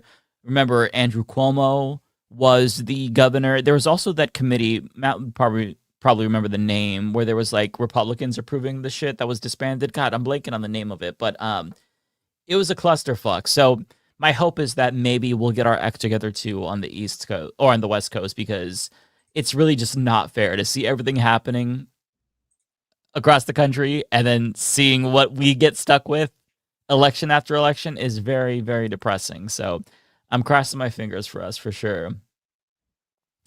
ABS says they're trying, and thank you for the $10, ABS. They're trying to expand ID verification laws to social media in Indiana now. You would need a government-issued ID and your social security number. This will be enforced July 1st. Got any free VPNs? I don't know any off the top of my head. I think that's really annoying that they're doing this. It's not just annoying, it's really draconian. And I'm startled by the rise of these kinds of age verification laws. It is obviously censorship, and it's really trending in a negative direction, and you hate to see it. It really feels like we're fighting an uphill battle at this point with those. The next one is going to be from Charlie DeGinmer, who says, so these are out of order. There we go. Charlie says, hey, Mike, and thank you for the super chat, Charlie. Hey, Mike, my electrosis job at Vancouver, Washington is trying to unionize. Our bosses have done a lot of scuzzy and potentially illegal stuff. I'm posting a link in other chats for people to help. And there's another one. The place is called Real You Electrosis, and they've heavily tried to market themselves to the trans community, specifically trans women, and are taking advantage of their employees and patients. I'm really sorry to hear that that's taking place, Charlie. Oh, there's one more. I'm sorry. It seems like it might be a story you'd be interested in, and it's right in your backyard, kinda. Last. Yeah, I'll look into that. That seems really fucked up. So basically they're an ostensibly progressive company, socially progressive, but they are anti-labor. I mean, typically what I would do is say, if they're violating labor laws and, not letting their workers unionize, file a complaint with the National Labor Relations Board. But now that Trump is in power, I don't necessarily know that they have the teeth to do anything. So it's a little bit scary. One thing I will say is be a little bit cautious about what you post online about them while you're trying to unionize, because these companies, they like to retaliate. They try to crush unions. They try to intimidate workers. So just be a little bit cognizant of that. But yeah, my best wishes to you, because unionization is crucial, and the fact that they are fighting back is disappointing. Nonetheless, it does show you that they're scared. So I hope all power to you all. I'm glad that you're trying to pull this off. They have the NLRB claims heading at them. Okay. So you are doing that. That's good. So it seems like you're on the right track. Hey, keep us up to date on this. You don't have to send super chats to let us know, but just in the chat, let us know how this goes. I'll try to look into this as well for potential video on the channel, and see if there's anything that I can add to the situation. I hope you're able to pull it off. Let's see. Here we go. Bayphoto. Bayphoto says, there's still a lot of votes to count in California, but the election went about as bad as it could. Disappointed in my state. Mom Donnie, save us. I was really disappointed too. It was not ideal. Not ideal at all. Cosmere Dragon, thanks for the 20. Very kind of you, Cosmere. How was your Tamagotchi Island? I started with wholesome characters from IRL and silly fictitious characters. Wanted to add Trump. Decided to make a separate villain island. Also Kirk, Pam Bondi, etc. One day they will meet. That's funny. I'm glad you're enjoying it. I kind of fell off of Tamagotchi life. It was funny at first, and I'm sure that there's still more for me to discover, but I kind of just got bored with it and stopped playing it. And yeah, maybe I'll get back to it at some point because I know people still are having a lot of fun with it. Cartoon says, thoughts on the PlayStation State of Play, as well as thoughts on the new God of War game that is causing because the main character is a woman. Yeah, so I enjoy the State of Play a lot. There's a lot of really cool games that I'm looking forward to. Phantom Blade being one of them, Onimusha being another, and yeah, the new God of War game, God of War Laffy, I think it's called, looks absolutely fucking sick. I loved the other God of War games. The fact that the right is screeching about the woman being a main character is predictable, yet just like tiring. I'm not going to really pay it any noise, but or paying any attention, to the noise. But yeah, they're going to do that, they're stupid. And then another one here from a Cartoon who says, thoughts on the PlayStation State of Play as well as the... Oh, okay, so this is just a double, I see. Also, saw Backrooms, and it was great, worth watching. Okay, good to know. Otaku Dragon says, National Donut Day tomorrow, Mike. Make sure to eat some. I did not know that. Okay, maybe I will. Cartoon says, thoughts on people like Riley Gaines in states like Tennessee and Indiana saying that June is Nuclear Family Month. More reason why Pride Month is needed. Yeah, I totally agree with you. They're trying to all get behind this message of Nuclear Family Month, and it's kind of backfiring. If you saw Andy Ogles, he posted, there's no place in America for homosexuality, the happy National or Nuclear Family Month or whatever, and he actually got a lot of backlash to the point where he took it down, and he's blaming a staffer for it. And I am a little bit heartened to see that there's not so much of a tolerance for this kind of bullshit, just because we're 2 years into the Trump regime and people are just sick and tired of the fuckery and the outrageous bigotry. So yeah, the people like Riley Gaines and, the governor of Tennessee, I think his name is Bill Lee, if I'm remembering correctly, they're fundamentally just miserable pieces of shit. So they're always going to say stupid shit like that. But like you said, that's all the more reason why we need Pride and why people need to be gay as fuck. Even if you're straight, be super gay, gayed up this year, do a little fucking bend and snap or a wrist limp fucking gesture, just skip a little bit, be a fairy, just gay it up, throw it in their faces just to make them pissed off. If you're gay, kiss your partner in public, just like fucking throw it out there, because we're never going to go back into the closet and they're going to have to fucking deal with us.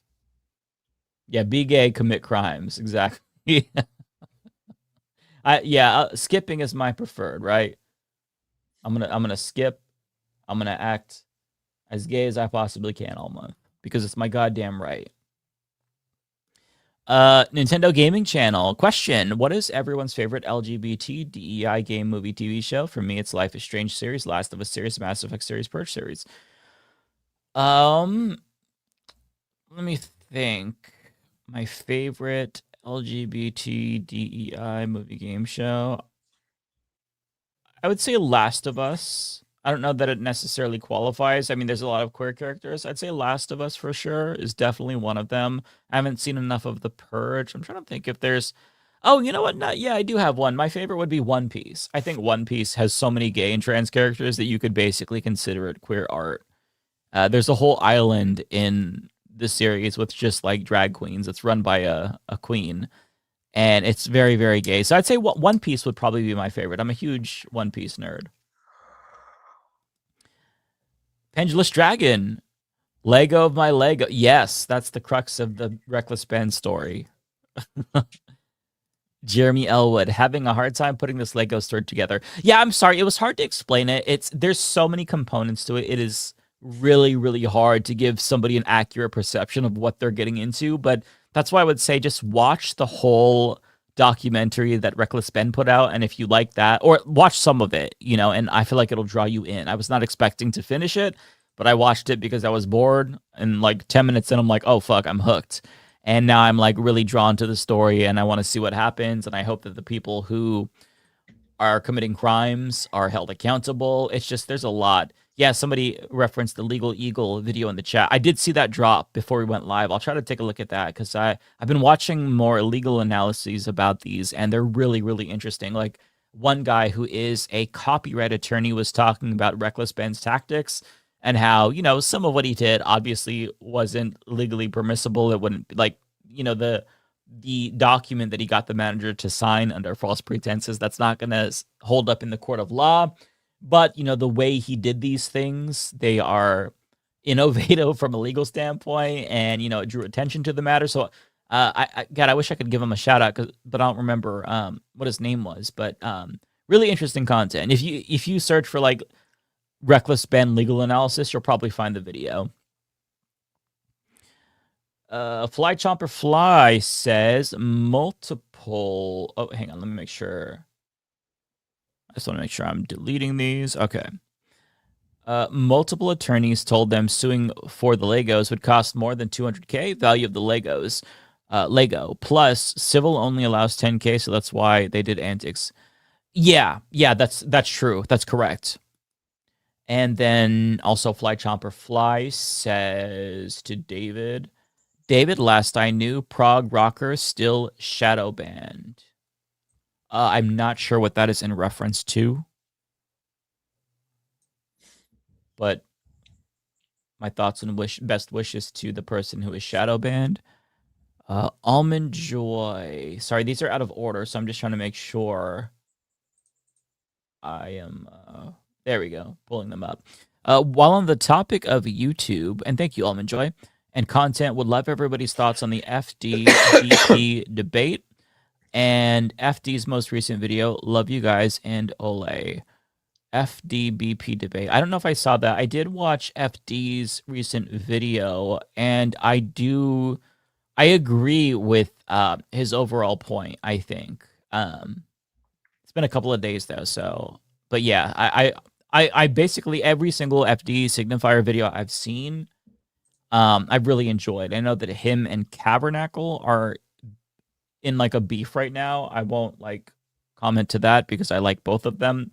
But his overarching point about white leftists, I think, was very, very important for namely white leftists to hear. I agreed with his overall point about how we can be a little bit obtuse and dense and insular and, center ourselves. And I think that that's true.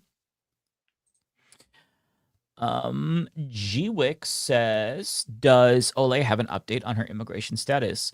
I don't know. I'm not sure if she would want to talk about that in this climate. She probably will reveal more later, but yeah, I won't comment on it because I'm not really sure.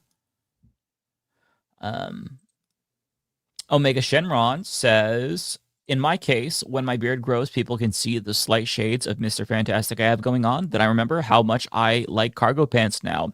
Yeah, man. Yeah. You are a millennial at heart, in your soul, even if you're not one. Dirty Pirate says, happy Pride from Florida to y'all. Hey, happy Pride to you too. When seeking clarification this month, don't say, let me get this straight.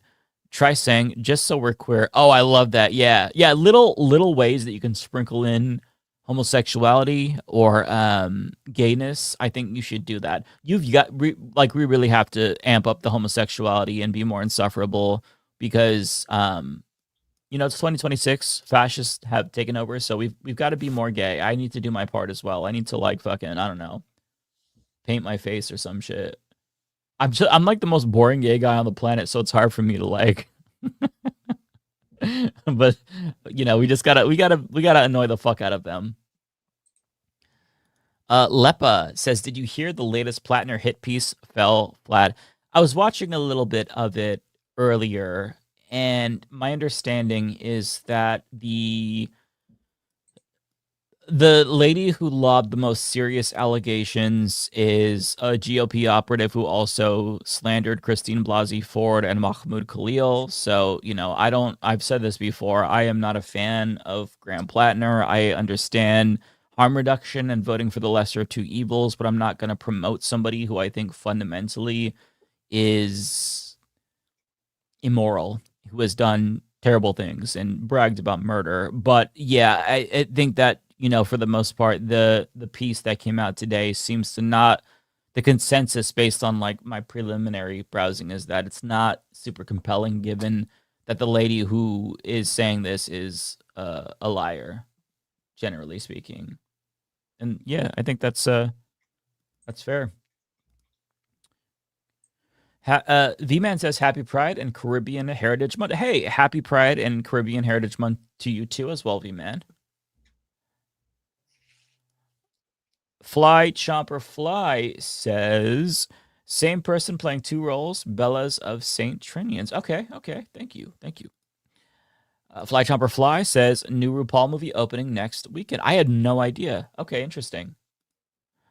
Fart Twain says, congrats to Denims, who just won her lawsuit against Ethan Klein. Did she really? This is the first I'm hearing of this. She won by judgment on the pleadings. It was so frivolous, it didn't need a trial. Really? Okay, well, that is really cool to hear. I'll have to go look into this. Interesting.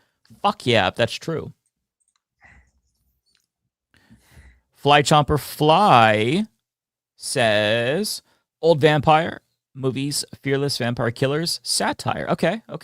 I don't think I've heard of that. I'll be right back. Give me a second. Yeah, feel free. Shit, not you again says, as a Lego enthusiast, have you all heard the Reckless Band versus Bricks and Minifigs stolen Star Wars Lego story? Oh, my friend. Yes, we have. We talked about it for a good half an hour, I think. Crazy and involves corrupt cops and politicians. Yeah, I think that's probably why it really is resonating with me, because there really is a political and a capitalist element to it as well, and, you know, a religious cult element to it as well. So it's not just about Lego. As much as a fan of Lego I am, it also is political. So yeah, I'm fascinated by it. Kowalski, thank you for the 10, Kowalski. The sitcoms I always think of are Roseanne. OG was good. I used to watch that as a kid. Fresh Prince, I used to watch that too. And of course, the theme blasting of At 100 Decibels, George Lopez. Will and Grace was the last sitcom I watched with my mom. I liked it. You know, I never really watched Will and Grace. I remember not liking it. I think I was just too young, and I think my family was too homophobic to allow it. So I never saw that.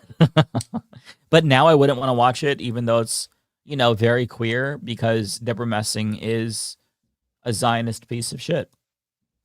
That's all I have, Matt. So I will go ahead. Perfect timing. I came back. Yeah. Just in time. All right. Let's see. What do I got here? I got See the Ginimer with a $10 super chat. Oh, you don't see that one? Oh yeah, sorry, they're out of order, so I'm gonna have to kind of pull them up. You might have read that one actually. Oh, okay. Oh, maybe I did. All right, but that one was for me, no big deal. But if it was related to Washington State, which is closer to you though. Right, okay. If you're near Vancouver, Washington, Real U Electrolysis is currently trying to organize a union. Please send your support. I'll be linking a page of their information. Oh, okay, yeah, I did read that one. Yeah. Yep. And Starks 007 with a super chat. We need a feel good movement. We have to watch the roast of Dave Rubin together. LOL. We should watch the whole thing. If I think Jubilee is there mad a roast about of that? Dave Rubin? No, I mean I think aren't they talking about the Jubilee thing? Oh yeah, I mean we're all kind of doing that as a community. Everybody like has put out different videos about it. I put out 2. Tomorrow I have my second one drop. So yeah. John Deere 3480. I'm looking forward to watching that one. John Deere 3486 with a super chat. Sorry if I missed it. Can I get an Olay take on the Broadview 6 and the stunning prosecutorial misconduct if done already? Well, that would have been unfortunately, yeah. Yeah, Didn't that's see this till referencing now. the case with Kat Abu Ghazaleh, which was dropped, which is awesome. Narrator 6896, member for 34 months, super chat. Soccer chant. Ole, ole, ole, ole. I see what you did there. Looney Tunes 9000 with a super chat. Chats, sorry to say it, but if Lance still loses the impersonation contest, it's TYT drama videos he watches. Amateur PWN with a super chat. It's not true what everyone says about you guys. You're pretty cool. Oh, what are people saying about us? Yeah. Tokyo Hans with 5 gifted memberships. Thank you so much, Tokyo Hans. Parker 402 with a super chat. Officially 1 week away from the World Cup. This time next week, we'll have one game in the books. Shout out to all the soccer fans. Hype for this tournament. I'm excited. My son is very excited. I'm excited. Syphilo God with a super chat. New York 13. Vote Daria Lisa. Olay, please interview her. Yeah, she's great. Kelsey, what is it? Kelsey Soloway 5468. I'm a mod on the old subreddit. I invited the mods from the new subreddit to mod the old subreddit, so you should have access. Sorry for the wait. And if you're ever trying to reach out. Oh. Yeah, we never. I don't know what happened there. I just remember that the pyramid was in control of it, which was weird because she did send us the Discord. Like she did give us the Discord, and then we tried to get the Reddit, and like I think maybe because there were mods of hers who were running the Reddit and they didn't know. I don't know. Yeah. Who knows? Carrie Shaw 4500 with a $20 super chat. No studio audience, but the rise and fall of Reggie Dinkins is the best new comedy on TV. I'll have to check that out. Let me write that down. Rise and fall of Reggie Dinkins. I desperately need a new show, so I'm taking every recommendation. D Leopard XL with a super chat. A friend recommended the sitcom Soap. A friend recommended the sitcom Soap, which every episode exposing the secrets of two families and one of the TV's first openly gay actors. It's on Tubi. See the Shinamar for anyone who wants to look into it. It Can Happen Here podcast did a segment on it. It was triggering for my coworkers to hear. Kowalski. Oh, right. Kowalski with a $10 super chat. Matt, it is Pride Month. It's time for you to get out of the closet, also known as your studio, and stream from the roof and broadcast for the entire neighborhood to hear. Be proud, not legal advice. That's very funny. I'm sorry, I haven't been talking much today because all of a sudden I'm struggling with like a dry cough. Allergy related. It feels like I don't know. It's been. Every time I talk, I feel like a tingle in my throat and I start coughing. John Deere 3486 with a super chat. LPT men, to make your gray look its best, check out any purple shampoo / conditioner. They subtly color correct your hair to look its best. Shit, not you again with a super chat. Sorry, Binder. San Antonian here. Gotta go with me Spurs, homie. It's okay though. You guys still have the Jets and Giants to root for. How you gonna be all cocky saying that when the Knicks beat you in game 1? You can't be like, oh, at least you losers in New York have your Jets and Giants, the worst two football teams. We have the best basketball team. What are you talking about? I'm not even a big basketball guy. I would rank in terms of my interest in sports. It's obviously soccer, then baseball, and then hockey, and then basketball. But then American football is way below that even. But I will say that game yesterday was very good. I enjoyed that game. I was watching it because it was on free TV. Too many. Oh my God. Too many sports are paywalled nowadays. And like, yeah, it's ridiculous. Like I know you have to watch, have like different providers just to watch a full season of like football. Like you have to have all different subscriptions. It's kind of crazy. to watch MLS, you need Apple TV. To watch Premier League, you need Peacock. To watch Major League Baseball is probably the craziest. To watch Major League Baseball, you need an MLB TV subscription, but that only covers every game outside of your local games, which means if you are a fan in New York City who wants to watch the Mets or the Yankees, the MLB TV subscription won't get you any single game the Mets and Yankees playing. If you want to watch the Mets, you need SNY. And even then, not all the Mets games are on SNY. Some of them are on, Pix 11 sometimes. Sometimes they're on Apple TV Friday Night Baseball.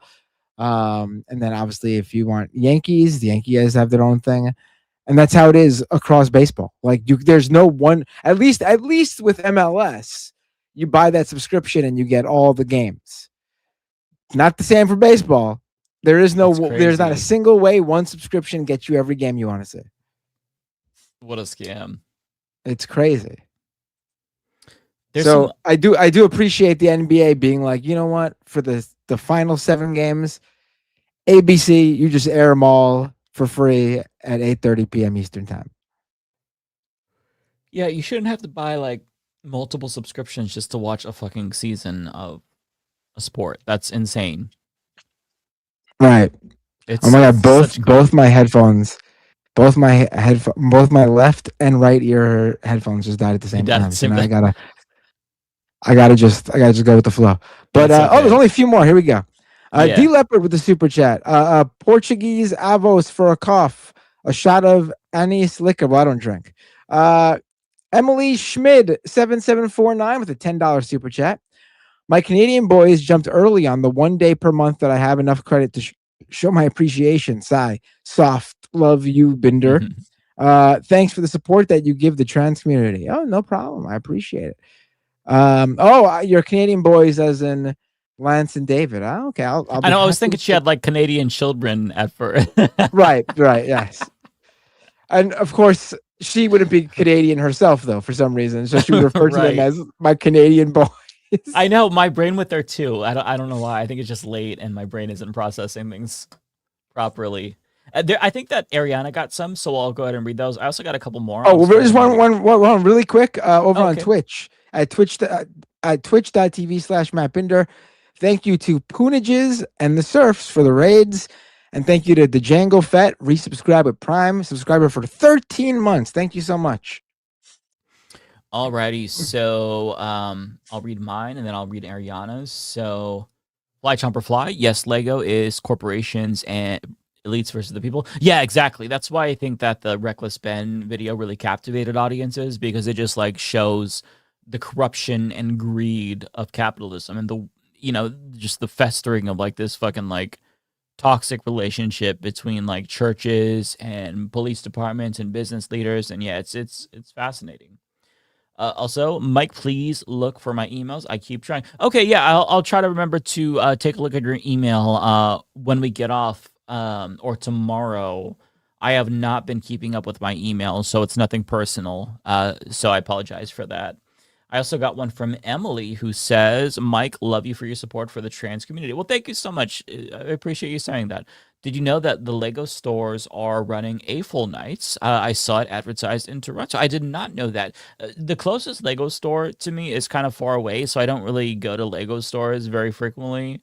But for those who don't know, AFOL means adult fan of Lego. But that's cool that they're doing that because, if you are bored and you need a hobby, there's a big Lego community probably near you that you can get to know, and they're usually pretty cool people, usually pretty open politically as well. That's not like generalization, obviously, but like Lego is a very queer friendly company, and so like a lot of people are very queer friendly, lots of queer people in the Lego YouTube community. And yeah, so that's, look into that if you're looking for a hobby or something. Okay, let me go through because I know Ariana got some. So Ariana's Super chats. So this one's from Old Grease, who says, all this over Lego, y'all don't know the brick. Miggy says, an American had to feel the country. Miggy also says, so this is a double, okay? Thank you. Looney Tunes says, Ariana Binder 2028. I've been taken off the top of the ticket. Binder should move up, right? You got to get a promotion. You're just still stuck as the running mate. Old Grease says, I'm going to keep super chatting. This is why context matters with no edited context until TLM gets the meta joke. All right. I didn't realize I was on mute. My bad. But I just want to be clear with the comment that said Ariana Binder 2028, right? 2028.